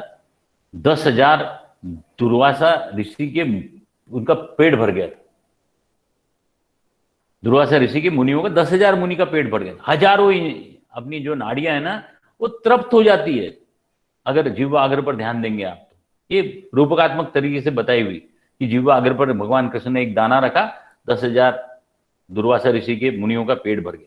आपके ही खुद की हमारे योगीराज मनोहर हरकरे काका जी ने पौनी ग्राम में 14 दिन तक ये साधना करते हुए निर्विकल्प समाधि प्राप्त की थी।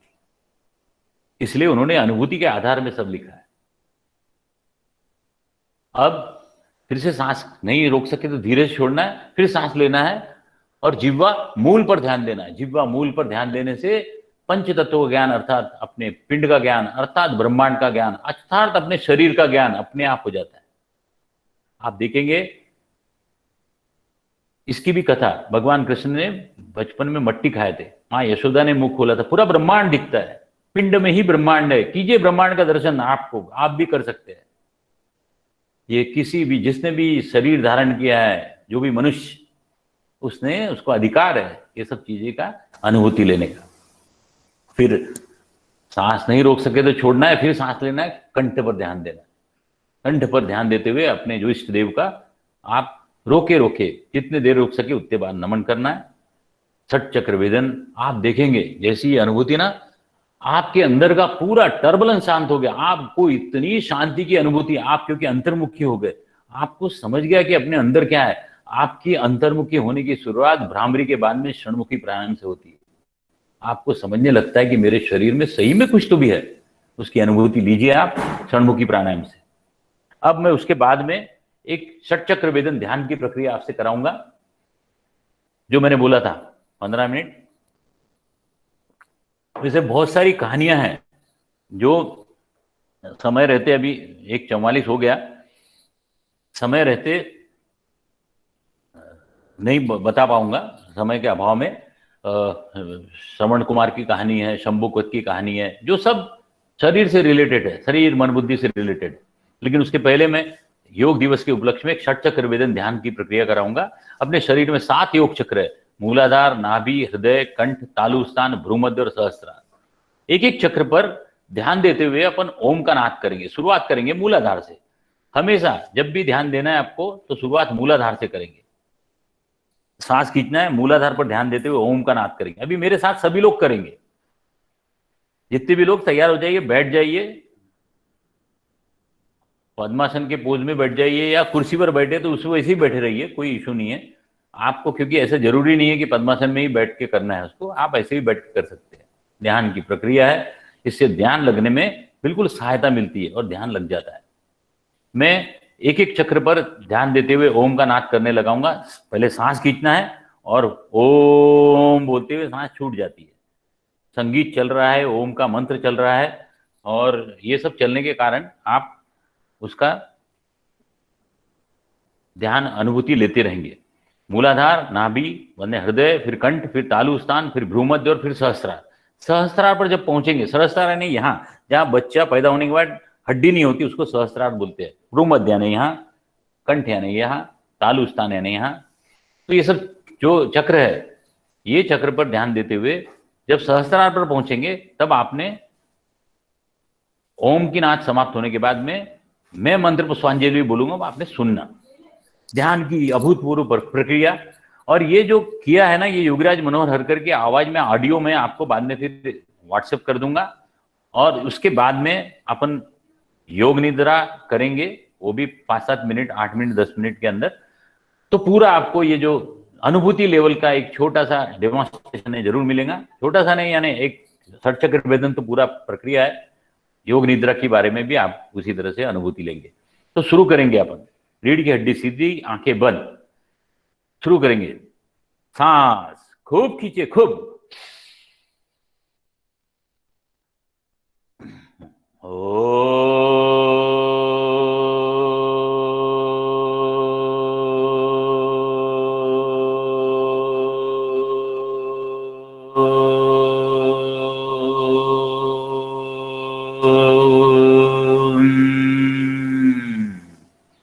अभी मूलाधार पर ध्यान हो गया। अभी मूलाधार से शुरू करते हुए नाभि पर स्थिर होकर ओम का नाद करेंगे। शुरुआत मूलाधार से ही करेंगे, बंद आंखों से मूलाधार दिखते हुए नाभि पर स्थित होकर ओम का नाद करेंगे। सांस खूब खींचे, खूब।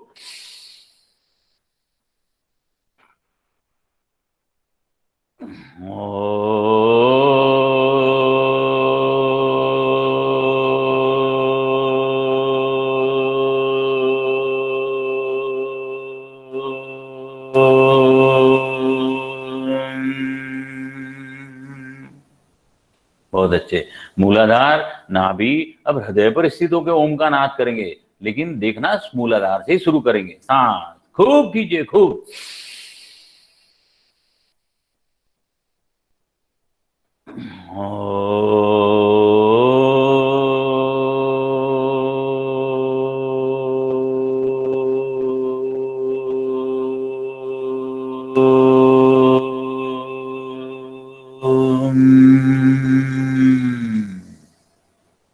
मूलाधार नाभि हृदय, अब कंठ पर स्थित होकर ओम का नाद करेंगे। सांस खूब खींचे, खूब।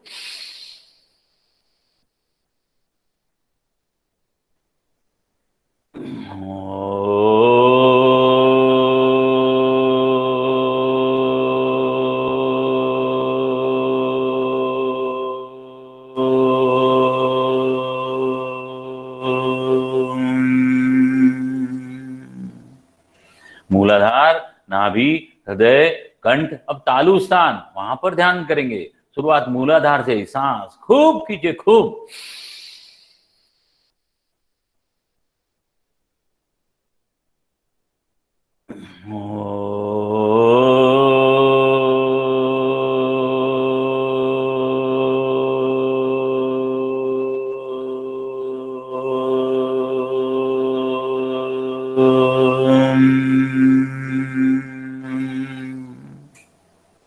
मूलाधार नाभि हृदय कंठ तालु स्थान, अब भ्रू मध्य, भवों के बीचों बीच, वहां पर ध्यान। सांस खूब खींचे, खूब।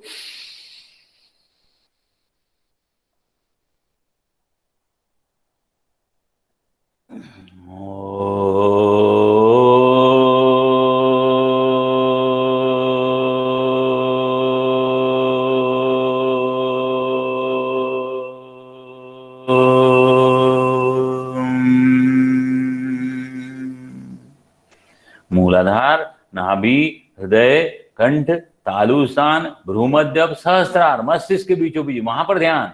सांस खूब खींचिए, खूब।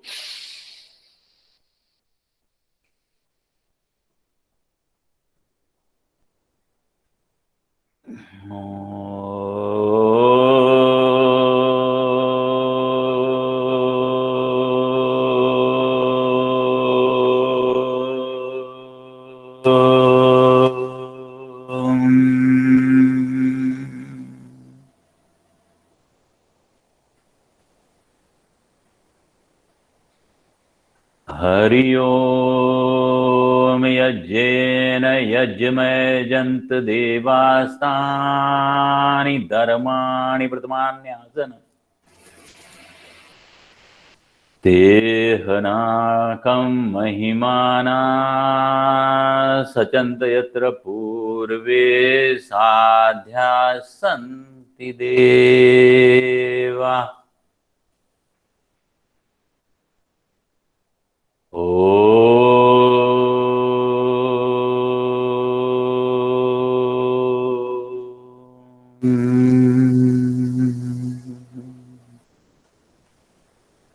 राजाय धीराजाय पृथय साहिने नमो वयं वै श्रवणाय कुर्महे। समे कामान काम कामाय मह्यम् कामे सरो वै श्रवणो ददातु। कुबेराज वै श्रवणाय महाराजाय नमः।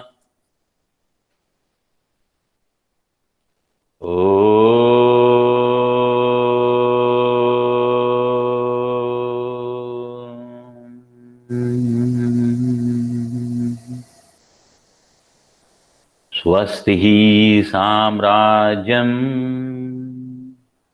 भोज्यं स्वराज्यं वैराज्यम पारमेष्टम राज्यम महाराज महाधिपत्यमयम्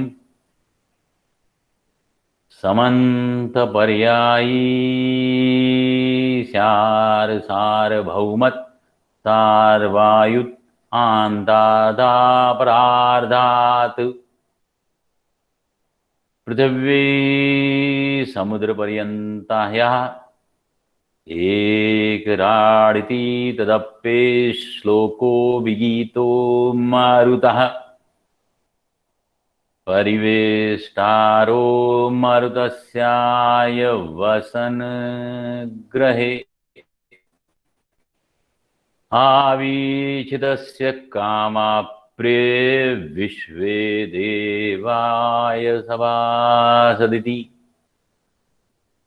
हरि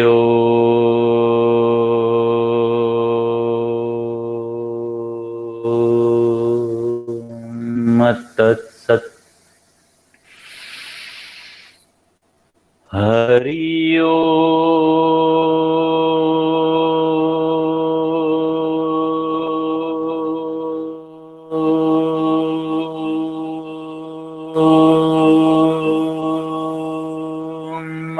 तत्सत् हरि ओम तत्सत्।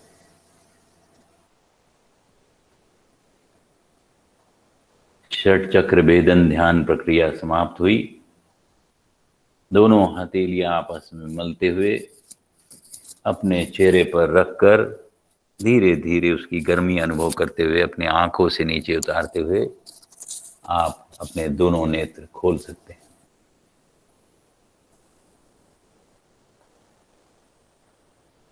षट चक्र भेदन ध्यान प्रक्रिया आपको ध्यान पर ले जाने के लिए सर्वाधिक उत्तम।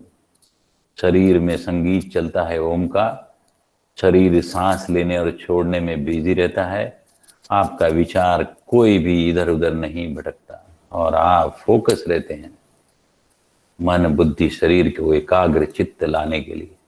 बहुत ही बेहतरीन ध्यान प्रक्रिया है। अब इसके आगे योग निद्रा। अभी ये योग निद्रा आप बैठे बैठे कर सकते हैं और अगर आपके पास आवाज सुन रहे हैं सब है तो आप लेट के एड़ी दोनों में जोड़ के हथेलियां, अभी इन्होंने पैरल किया नहीं, अपनी जंघा से सिर्फ 6 इंच दूर पर हथेली आकाश की ओर ऐसा रख के आप योग निद्रा कर सकते हैं। मैं इसको जानबूझ के आपको कराऊंगा जिससे आप आज का इस जो योग का आपकी अनुभूति में आना चाहिए, इसलिए योग निद्रा। तो आप अपनी अपनी पोजीशन ले लीजिए और शुरू करेंगे हम। इसे अवयव ध्यान भी कहते हैं। अपने सभी अवयव का ध्यान करना है आपको, पैर के अंगूठे से लेकर और ऊपर सहस्त्रार तक, भ्रू मध्य तक, धीरे धीरे जैसे जैसे मैं बोलूं उसके बीच में आपको मैं मंत्र बोलते जाऊंगा, आपने सिर्फ सुनना है और अपनी बंद आंखों से ये सब ऑब्जर्व करना है।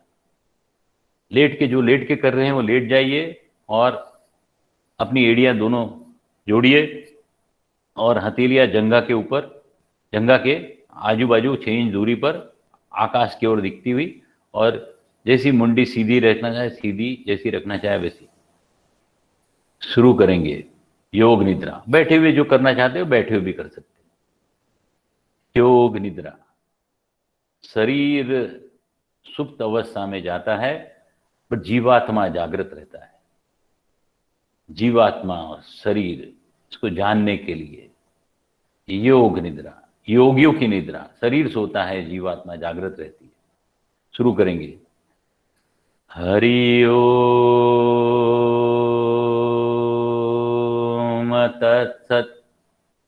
दाहिने पैर का अंगूठा, दक्षिणा अंगुष्ठ, अपनी बंद आंखों से दाहिने पैर के अंगूठे को देखिए। ऐसी बंद आंखों से देखने जहां जहां आप ध्यान लगाते हैं वहां ब्लड सर्कुलेशन होता है और वह जगह निरोग होते जाती है।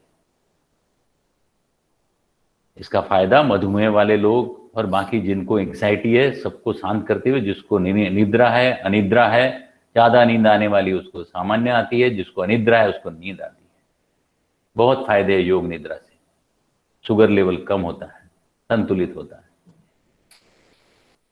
दाहिने पैर का अंगूठा, दक्षिणांगुष्ठ, तर्जनी तर्जनी, मध्यमा दाहिने पैर की मध्यम उंगली, अनामिका इनामिनेट टोज, कनिष्ठिका सबसे छोटी उंगली, करतल पैर का तलवा, पदतल, एड़ी, पंजा, पिंडिका, पिंडली, घुटना, जानू। जिसके हाथ घुटनों तक लंबे होते हैं उन्हें आजानुबाहु कहा गया है। भगवान श्री राम के हाथ घुटनों तक लंबे थे, इसलिए उन्हें आजानुबाहु भी कहा गया है। ध्यायेत आजानुबाहु तुतसर धनुषम बद्ध पद्मासनस्थम विहितम वासो वसानम नवकमल दल स्पर्धि नेत्रम प्रसन्नम। प्रसन्न चित्त भगवान श्री राम का ध्यान। दाहिने पैर का घुटना और ऊपर चलिए कमर। कमर, शरीर में कमर ही है ऐसी मन की धारणा कीजिए। मैं कमर हूं, पूरे जड़ शरीर में सिर्फ कमर है, वहां पर ध्यान, संपूर्ण ध्यान। बाएं पैर का अंगूठा, वामांगुष्ठ, तर्जनी तर्जनी, मध्यमा बाएं पैर की मध्यम उंगली, अनामिका इनामिनेट टोज, कनिष्ठिका सबसे छोटी उंगली, पदतल, एड़ी, पंजा, पिंडिका पिंडली, जानू, वही प्रसन्न चित्त भगवान श्री राम का ध्यान, आजानुबाहु का ध्यान। ध्यायेत आजानुबाहु धृतसर धनुषम बद्ध पद्मासनस्थम पीहितम वासो वसानम नवकमल दल स्पर्धि नेत्रम प्रसन्नम। प्रसन्न चित्त भगवान श्री राम का ध्यान। और ऊपर चलिए कमर, शरीर में कमर ही ऐसी मन की धारणा कीजिए, संपूर्ण ध्यान कमर पर। दाहिने हाथ का अंगूठा, दक्षिणांगुष्ठ, अपने शरीर में जो अंगुष्ठ मात्र पुरुष रहते हैं वो अंगूठे में रहते, ऐसी वेदों में कल्पना है। यह अंगुष्ठ मात्र पुरुष भूत भविष्य वर्तमान सब कुछ जानता है। यह धूम्र वर्ण का होता है और एक ही पल में पूरे ब्रह्मांड का भ्रमण करके वापस आता है। इसलिए उपनिषद में इसे ईशाना कहा है। स ईशाना ईशाना। तर्जनी तर्जनी, मध्यमा दाहिने हाथ की मध्यम उंगली, अनामिका इनामिनेट टोज, कनिष्ठिका सबसे छोटी उंगली, करतल हाथ का तलवा, करचरण कृतम वा कायजन कर्मजं वा श्रवणनयनजं वा मानसं वापराधं विहितं विहितं वा सर्वमेव तच्छमस्व। जय जय करुणाभे श्री महादेव शंभो। हे शंभो, यदि हमसे कुछ अयोग्य कर्म हुए हैं तो उसके लिए हमें क्षमा कर। और ऊपर चलिए दाहिनी कलाई, दक्षिण मणिबंध, और ऊपर चलिए स्कंद, कंधा, स्कंद, कंधे में चित्रगुप्त रहते, ऐसी धारणा है। हम जो भी कर्म करते हैं अच्छा या बुरा, यहाँ गुप्त रूप से चित्रित किया जाता है, इसलिए चित्रगुप्त का स्थान कंधे, यही है चित्रगुप्त। और किए हुए कर्मों का फल भोगना ही पड़ता है, भोगना ही पड़ता है, भोगना ही पड़ता है। आज नहीं तो कल, कल नहीं तो परसों। इसलिए हमेशा सत्कर्म करे, सभी का मंगल करे। सत्कर्म सद्यान मार्ग सदगति, दुष्कर्म दुर्गति। सत्कर्म योगे वह घालवावे, सर्वामुखी मंगल बोलवावे। बाएं हाथ का अंगूठा, वामांगुष्ठ, वही शरीर में जो अंगुष्ठ मात्र पुरुष है वो इस अंगूठे में रहता है, ऐसी वेदों में कल्पना है। यह अंगुष्ठ मात्र पुरुष भूत भविष्य वर्तमान सब कुछ जानता है और यह धूम्र वर्ण का होता है और एक ही पल में पूरे ब्रह्मांड का भ्रमण करके वापस आता है। इसलिए उपनिषद में इसे ईशाना कहा है। स ईशाना। तर्जनी तर्जनी, मध्यमा बाएं हाथ की मध्यम उंगली, अनामिका इनामिनेट टोज, कनिष्ठिका सबसे छोटी उंगली, करतल हाथ का तलवा, करचरण कृतम वा कायजन कर्मजं वा श्रवणनयनजं मानसं वापराधं विहितं विहितं वा सर्वमेव दक्षमस्व। जय जय करुणाब्दे श्री महादेव शंभो। हे शंभो, यदि हमसे कुछ अयोग्य कर्म हुए हैं तो उसके लिए हमें क्षमा कर। और ऊपर चलिए, बाई कलाई वाम मणिबंध, और ऊपर चलिए स्कंद, वही चित्रगुप्त का स्थान। हम जो जो भी कर्म करते हैं, अच्छा है बुरा, यहाँ गुप्त रूप से चित्रित किया जाता है और किए हुए कर्मों का फल भोगना ही पड़ता है, भोगना ही पड़ता है, भोगना ही पड़ता है। इसलिए हमेशा सत्कर्म करे, सभी का मंगल करे। सत्कर्म सद्यान मार्ग सदगति, दुष्कर्म दुर्गति। सत्कर्म योगे वै घालवावे, सर्वामुखी मंगल बोलवावे। अब मूलाधार, मूलाधार, ब्रह्मा विष्णु महेश सब यहीं पर स्थित है। भगवती कुंडलिनी यहाँ जुग जुग से सोई है। उसे षट चक्र भेदन द्वारा जागृत कर आप चिर समाधि प्राप्त कर सकते हैं। त्वं ब्रह्मा तुम विष्णु तम रुद्र तम सूर्य तम अग्नि तुम वायु तम भूर्भुवः स्वरूप। और ऊपर चलिए, नाभि, नाभि चक्र एकाय व्यू ज्ञानम। नाभि चक्र पर ध्यान देने से सभी ज्ञान अपने आप प्राप्त होता है। लीजिए अनुभूति इसकी भी। नाभि चक्र एकाय व्यू ज्ञानम। और ऊपर चलिए, उदरम, उदरम। जीवन का महान यज्ञ संपन्न करने के लिए हमें नित्य भोजन करना पड़ता है, अन्न की आहुति देना पड़ता है। इसलिए हमेशा संतुलित भोजन करें। उदर भरन्नोहे जानिए यज्ञ कर्म। जीवन का महान यज्ञ संपन्न करने के लिए संतुलित भोजन करें। और ऊपर चलिए, हृदयम, हृदयम। सबके हृदय में भगवान है, आपके हृदय में भी है, यह जानकर सबसे प्रेम का बर्ताव करें। प्रेम और परोपकार यही मनुष्य का एकमात्र धर्म है। और ऊपर चलिए, कंठम, भगवान शिव का ध्यान, भगवान नीलकंठ का ध्यान। जिन्होंने संसार को दिया है, ऐसे भगवान शिव का ध्यान। कंठम गिरीशो तू नीलकंठ। और ऊपर चलिए, हनु, हनु अर्थात ठुड्डी। समस्त प्राणी मात्र में मनुष्य को हनु अर्थात ठुड्डी बताई है। इसलिए कीजिए दर्शन आत्माराम का दास राम भक्त हनुमान। हनुमान जी के दर्शन कीजिए। और ऊपर चलिए, निचला ओष्ठ, ऊपर का ओष्ठ, नासिका का दाहिना छिद्र, नासिका का बायां छिद्र, दक्षिण कपोल, वाम कपोल, दाहिना नेत्र, बायां नेत्र, दाहिना कर्ण, बायां कर्ण। कबीर जी कहते हैं, बाजतन ढोल रे तो को पिया मिलेंगे, घूंघट के पट खोल रे तो को राम मिलेंगे। घूंघट का पट खोल रे तो को पिया मिलेंगे, राम मिलेंगे। घूंघट का पट खोल,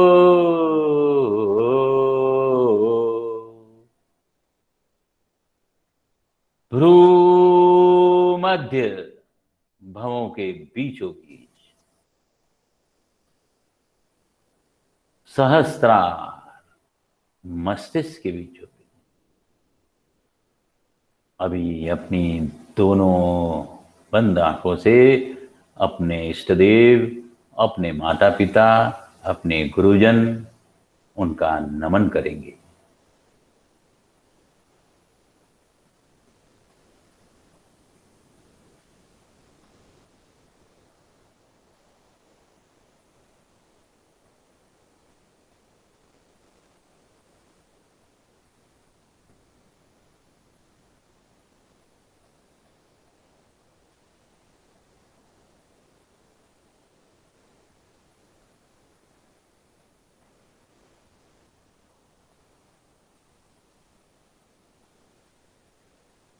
हरि ओम तत्सत। योग निद्रा समाप्त हुई। जो लोग सो गए हैं उनको भ्रू मध्य में एक उंगली तर्जनी से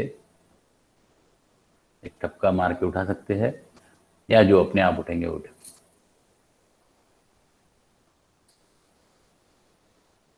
नमस्ते।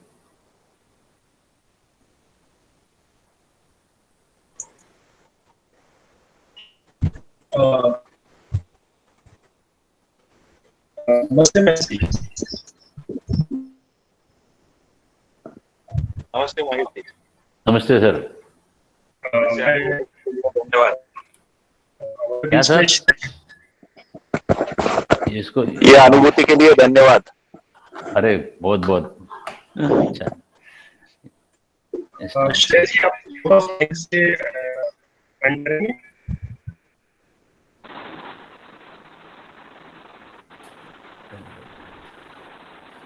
मेरी आवाज सुन सकते हैं? हाँ बिल्कुल। हाँ महेश जी, इनफैक्ट ये अनुभूति इतनी सुंदर रही है कि मुझे आपको शत शत नमन करना है, अभिनंदन करना है। और आपके जो योगीराज मनोहर जी का आपने जो एज ए सच्चे शिष्य जैसे आपने हमारे संपर्क गुरुकुल में आए, उसके लिए बहुत बहुत धन्यवाद। और आज मैं कह सकती हूँ कि हमने संपर्क में इस फोरम का नाम संपर्क गुरुकुल रखा है, ठीक है। अच्छा। और आपने आज इसको पूर्णतः सफल कर दिया है, क्योंकि आपने पूरा एक तो योग दिवस तो कम्प्लीटली हमें फैंटाबुलस वे में मतलब एक्सपीरियंस कराया, साथ में रामायण और अपने महाभारत का जो मूल सिद्धांत है वो एक सही वे में जो प्रस्तुत किया है, क्योंकि हम सब लोग उसको कहानी के रूप में ज़्यादा जानते हैं। और आपने उन कैरेक्टर्स की जिस तरह से हमारे संपर्क नंबर से शेयर किया है, ये बहुत ही सराहनीय है। और आपने एक चीज कही थी कि प्रेम और परोपकार हर मनुष्य का धर्म है, एक ही मात्र धर्म है। एक ही मात्र धर्म है। तो मैं कहूँगी कि आपने योग के थ्रू प्रेम और अपनी कंप्लीट नॉलेज हमारे साथ शेयर करके हमारे साथ अपने परोपकार का धर्म भी निभाया है। तो मैं इसके लिए बहुत बहुत थैंकफुल हूँ। और आपने बीच में कहा था कि आपके पास और कहानियां हैं, तो संपर्क गुरुकुल में हम आपको इन सब कहानियों के लिए बार बार निमंत्रण करेंगे, क्योंकि बेसिकली मुझे लगता है कि इसमें समाज में हम सब जो बिजनेस पीपल हैं, इनको एक अच्छा मनुष्य बन के जीना भी बहुत इम्पोर्टेंट है। बाकी सब तो चलता रहेगा जीवन में। तो आपका इस फोरम में आने के लिए मेरी तरफ से और मेरे सारे संपर्क मेंबर की तरफ से शत शत नमन। और आपको हम फिर से सुनना चाहेंगे। बहुत बहुत धन्यवाद। जी जरूर। और अगर किसी को कुछ क्वेश्चन है ना तो आप पूछ सकते हैं बाकी मेंबर्स। Thank you. मैं प्रोफेसर भुलेश्वर माते साहब को देख रहा हूँ। हाँ जी। तो बस मैं सिर्फ जस्ट देखा हूँ, पहले समय से है, तो क्योंकि क्या है हर एज के लोगों को उसका क्या एक कैसा लगता है, जस्ट इफ दे रियली उनको अच्छा लगता है तो ये तो सबके लिए लागू करना ही चाहिए। और उसका उपयोग सब जगह ऐसे होना चाहिए कि लोग अपने शरीर पर ध्यान दें। हमारे योगीराज मनोहर हरकरे बताते थे कि आप किसी के पीछे मत पड़ो। कोई योगीराज मनोहर हरकरे उनके पीछे मत पड़ो, खुद के बोलते तुम मेरे पीछे मत पड़ो, खुद के पीछे पड़कर खुद का स्तर ऊपर उठाओ। इतनी महान व्यक्ति जिन्होंने इतने मान ली, उन्होंने कभी भी वो कभी हार नहीं पहनते थे। उनको बोले हार पहनने से थोड़ा सा घमंड होता है, कभी नहीं करते थे वो सब। वारकरी संप्रदाय में जैसे नहीं क्या मैं पैर पड़ता तो वो भी पैर पड़ते, इतने ऐसे महान व्यक्ति अतः ज्ञान के ये थे। अभी तो उनकी किताबें है ना, ये देखिए ये किताब है उनकी जो भगवत गीता व्यास, इतनी इतनी चीज है। और ये श्लोक उसका, ये श्लोक है उसका अर्थ, जैसे श्लोक है ना उसका अर्थ, और सब शरीर से। और मैंने तो गीता है ना, अभी गीता जो एक मैंने लेके आया, गीता में भी पूरा योग शास्त्र है, वो तो भगवान कृष्ण बोलते ही है। ये काफी मनन चिंतन और मंथन काफी इन्होंने बहुत सुंदर तरीके से किया है। और आपने योगीराज मनोहर जी का जो संपूर्ण हमको आज ऑलमोस्ट समरी जो दी है वो भी बहुत ही ब्यूटीफुल है। और भुलेश्वर माते जी, अगर आप कुछ शेयर करना चाहेंगे इस एक्सपीरियंस में तो आप अनम्यूट करके शेयर कर सकते हैं माते जी। हाँ महेश जी का धन्यवाद आपका। ये तो इतना एक्सीलेंट आपका ये था कि हम तो एकदम मंत्रमुग्ध हो गए एक्चुअली का सुनते सुनते ही और वो करते करते ही। ये एक अलग ऐसे लगा मुझे एक अलग अनुभूति है जो योगा के थ्रू से और मेडिटेशन से आती है।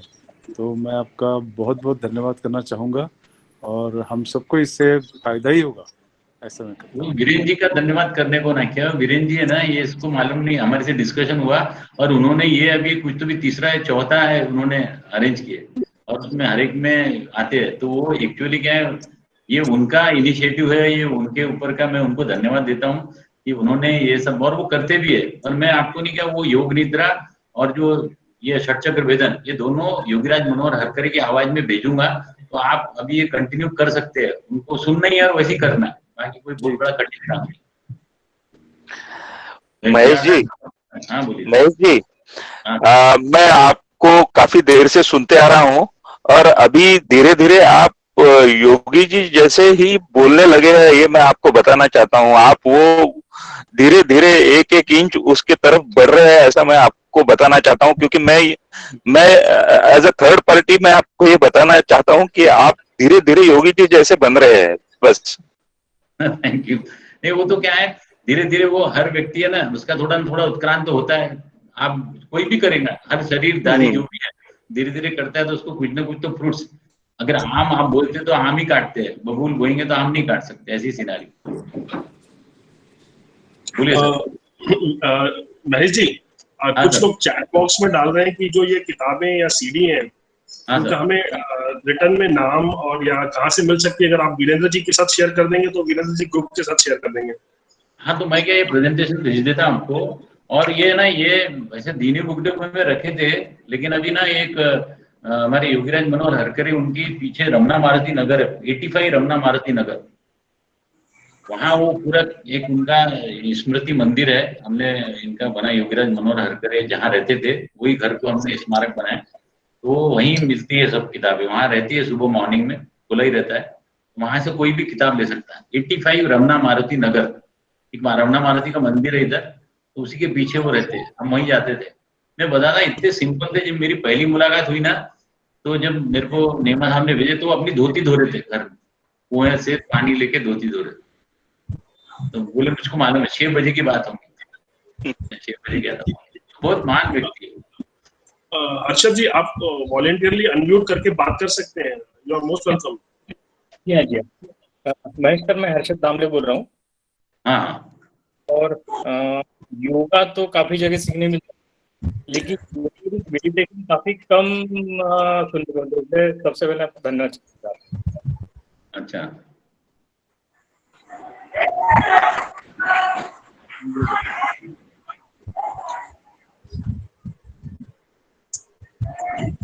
राहुल जी, आपके माइक से नॉइस आ रही है।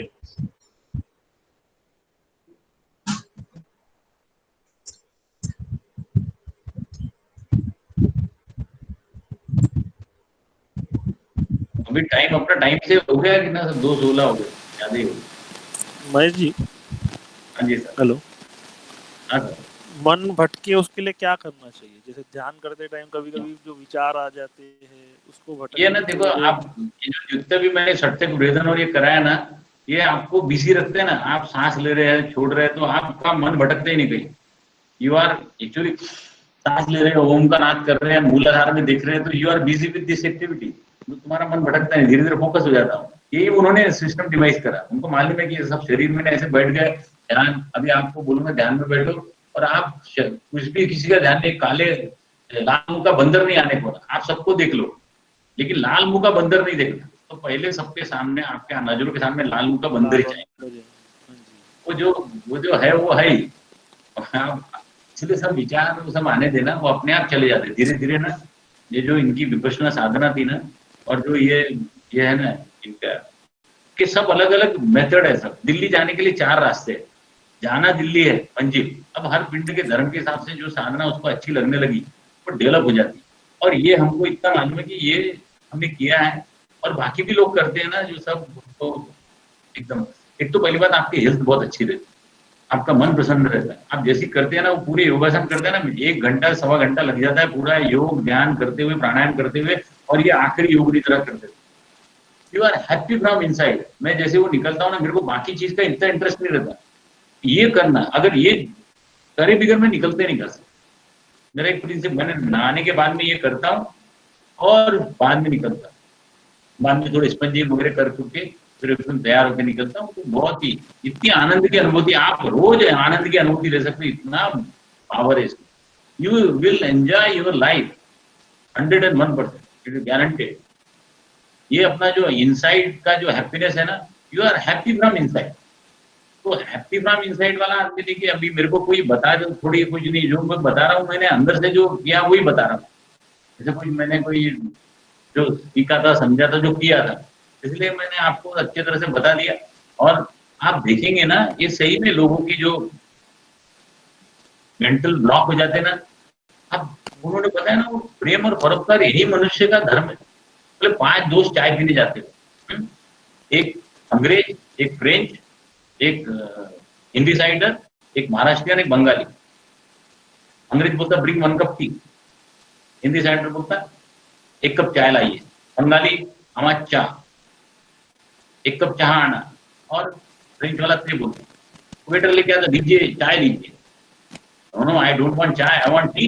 अंग्रेज बोल, मला चहा पाहिजे, चाय नको, आम्हा चहा खाबो, ते फ्रेंच वाला बोलता।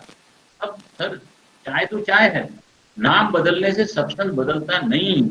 चाय तो चाय रहेंगे, उसको ते बोलो, चाह बोलो, टी बोलो, चाय बोलो। उसी तरह से भगवान, अल्लाह, जीसस, सब्सटेंस इज सेम। मेरे को वैसे से लगे, मैंने उसको वैसे से नाम दे दिया, और वो देने के बाद ना झगड़ते फालतू गए। मेरे को बताओ, you are human being from Earth, और तुम्हारा धर्म है प्रेम और परोपकार। यही मनुष्य का एकमात्र धर्म है। जो तुम्हारे अंदर में इंस्टिंक्ट डेवलप होती तो इंसिडेंट कुछ नहीं। आप क्यों उत्क्रांत कर रहे हैं ना, आप do it this type of thing, आपका पूरी एक जनरेशन लेवल का उत्क्रांत हो जाएगा, आप बढ़ते जाएंगे। आप करते रहिए ना। ये तो आम बोएंगे तो आम काटेंगे, बबूल बोएंगे तो आम नहीं काट सकते। इसलिए डेली ये करते रहना आदमी, आपने भर के टपोर, बाकी कुछ नहीं। आप ये करोगे 1 घंटा, क्या गाँव भर के लिए इतने अपन काम करते रहते, लोगों के लिए इतना झेलते रहते। मैं तो गवर्नमेंट डिपार्टमेंट में था, मेरे समान विपरीत परिस्थिति में तो कोई नहीं रह सकता। यहाँ पूरा चीज करके समान उसमें था, पूरी नागपुर म्यूनिसिपल कॉर्पोरेशन में कोई आदमी 30 साल 32 साल गुजारना, और वो जिसमें पूरे की पूरे एकदम, यानी जिसमें कभी भी वो काला दाग मेरे ऊपर लग सकता, ये ऐसी सिचुएशन रहती। ऐसी जगह पर मैं काम करते हुए इतना टाइम दिया, तो विपरीत परिस्थिति में ये अपनी साधना छोड़ता नहीं। इसलिए मेरे को पूरा सत और असत का निर्णय लेने वाली बुद्धि अपनी काम। देखिए, कोई पढ़ाई एजुकेशन की जरूरत नहीं है। जो आदमी ये करना चालू किया ना, कोई भी बदमाश आदमी जैसा भी रहे हो, अगर उसने चालू किया ना, वो अपने आप डेवलप होता, वो अपने आप ऐसे लाइन में चले जाता। आप अपने जो बच्चे हैं, अपने जो यंगस्टर है, उसको बताइए टाइम टू योरसेल्फ, सी क्या उसका ब्राइट आता है। जो आदमी यंग एज में करता है ना, अरे उसकी क्या पर्सनैलिटी रहती है, वो क्या दिखता है, वो क्या है ना, उसका एक एक एस्पेक्ट, एक एक कन्विंसिंग पावर, उसकी पूरी 16 कलाएं उसकी एकदम बढ़ जाती है। उसका कन्विंसिंग पावर बढ़ता है, उसकी सुंदरता बढ़ती है, उसकी बोलने की तरीका बढ़ता है। आप सब जने प्लीज हो जाते हैं। वो ऐसी आइडियोलॉजी बन जाती है कि आप अगर घर जाते हैं तो पूरा वातावरण बह जाता है। माँ बोलती है मेरा बेटा आया, पिताजी बोलते हैं मेरे बेटा आया, मिसेस बोलती है मेरा हस्बैंड आया, बच्चे बोलते हैं मेरे पिताजी आया, बहनें बोलती है मेरा भाई आया, भाई बोलते हैं मेरा छोटा भाई आया, बड़ा भाई आया। आपके आने से रहने से पूरा वातावरण मतलब महक जाता है। ऐसी आइडियोलॉजी बन जाती है। भगवान कृष्ण है ना, देखिए आप सिर्फ मुस्कुराते हुए बड़े से बड़े काम करने की कैपेसिटी वाले। आप देखो ना, कितना बड़ा महान ग्रंथ महाभारत तो भी चल ही रहा है। देखिए भगवान कृष्ण सर्वगुण संपन्न, मुस्कुराते हुए, न शस्त्र उठाया न बुद्ध, इतना बड़ा महाभारत कर दिया। आप देखिए वो बहुत, और ये सब अनुभूति लेवल वो महाभारत, क्योंकि it is not a historical event. ये सब चीजें ना, कहानियां, ये तपस्वी लिखी हुई है, और अपन सब हिस्टोरिकल इवेंट इसलिए मानते हैं, और मानने के कारण ये पीढ़ी दर पीढ़ी ट्रांसफर हो रहा है। लेकिन ये धीरे धीरे हर इंडिविजुअल को जो अनुभूति लेता है उसको समझना चालू होता है कि अरे ये सब साकार ब्रह्म से निर्गुण निराकार में जाने की साधना है। ये समझ में आ रहा है यार कैसा है। लेकिन को मानती है बेटी, हमें उसमें हल्का हरकत नहीं है। जैसे अपने को भगवान हनुमान जी दिखते तो ऐसा लगता है अपने बलिष्ठ शरीर बनाने को ना, कृष्ण दिखते तो समान बुद्धिमान और इसके समान ऐसे व्यक्ति बनने को ना, तो दिखते राम दिखते तो दिखते मर्यादा पुरुषोत्तम राम है। तो ये सब चीजें इतना अच्छा बैलेंस ये इन्होंने ग्रंथ लिखे है ना, बाप रे, इतना महान ग्रंथ है ये कि लोग इसको कभी भी कोई भी लेवल पर बेनिफिट देते हो, कोई भी लेवल पर आप उसके अंदर डीप जाएंगे तो। और इसलिए नहीं है ये कई बोलते मेरे को, जब मैं प्रवचन देता ना, बोले अरे यार ये हो ही नहीं क्या महाभारत, ये कुछ हो ही नहीं क्या। मैं बोला ये सब तर्क वितर्क सुतर्क में जाने का ये नहीं है, ये लोग तर्क ही करने वाले लोग जिंदगी भर तर्क करते रहे। ये अनुभूति, ये इतने महान योग्य ने ये सब चर्चा करने के लिए नहीं लिखी। आप इतने महान लिख दिए कि आपको विश्वास हो गया है कि ये चीज है, ये चीज हुई है, इतना यथार्थ। वो लोग ये सब चीजों से गुजरते हैं, वो लोग अनुभूति के आधार में समझना चालू करते हैं, और तब तक उसकी एज में आता है, तभी वो समझ में आता है इसको, अरे महान चीज, बहुत महान चीज। मैं तो गारंटेड बोलता हूँ। इसलिए आपने रिक्वेस्ट है योगा डे के फुल में, give time to yourself, start this, तब भी अच्छा लगे। ठीक है सर, ओके, नमस्कार। अब बंद करते वेबिनार। बहुत बहुत धन्यवाद Mahesh ji, thank you very much. Yes madam, thank you Mahesh ji.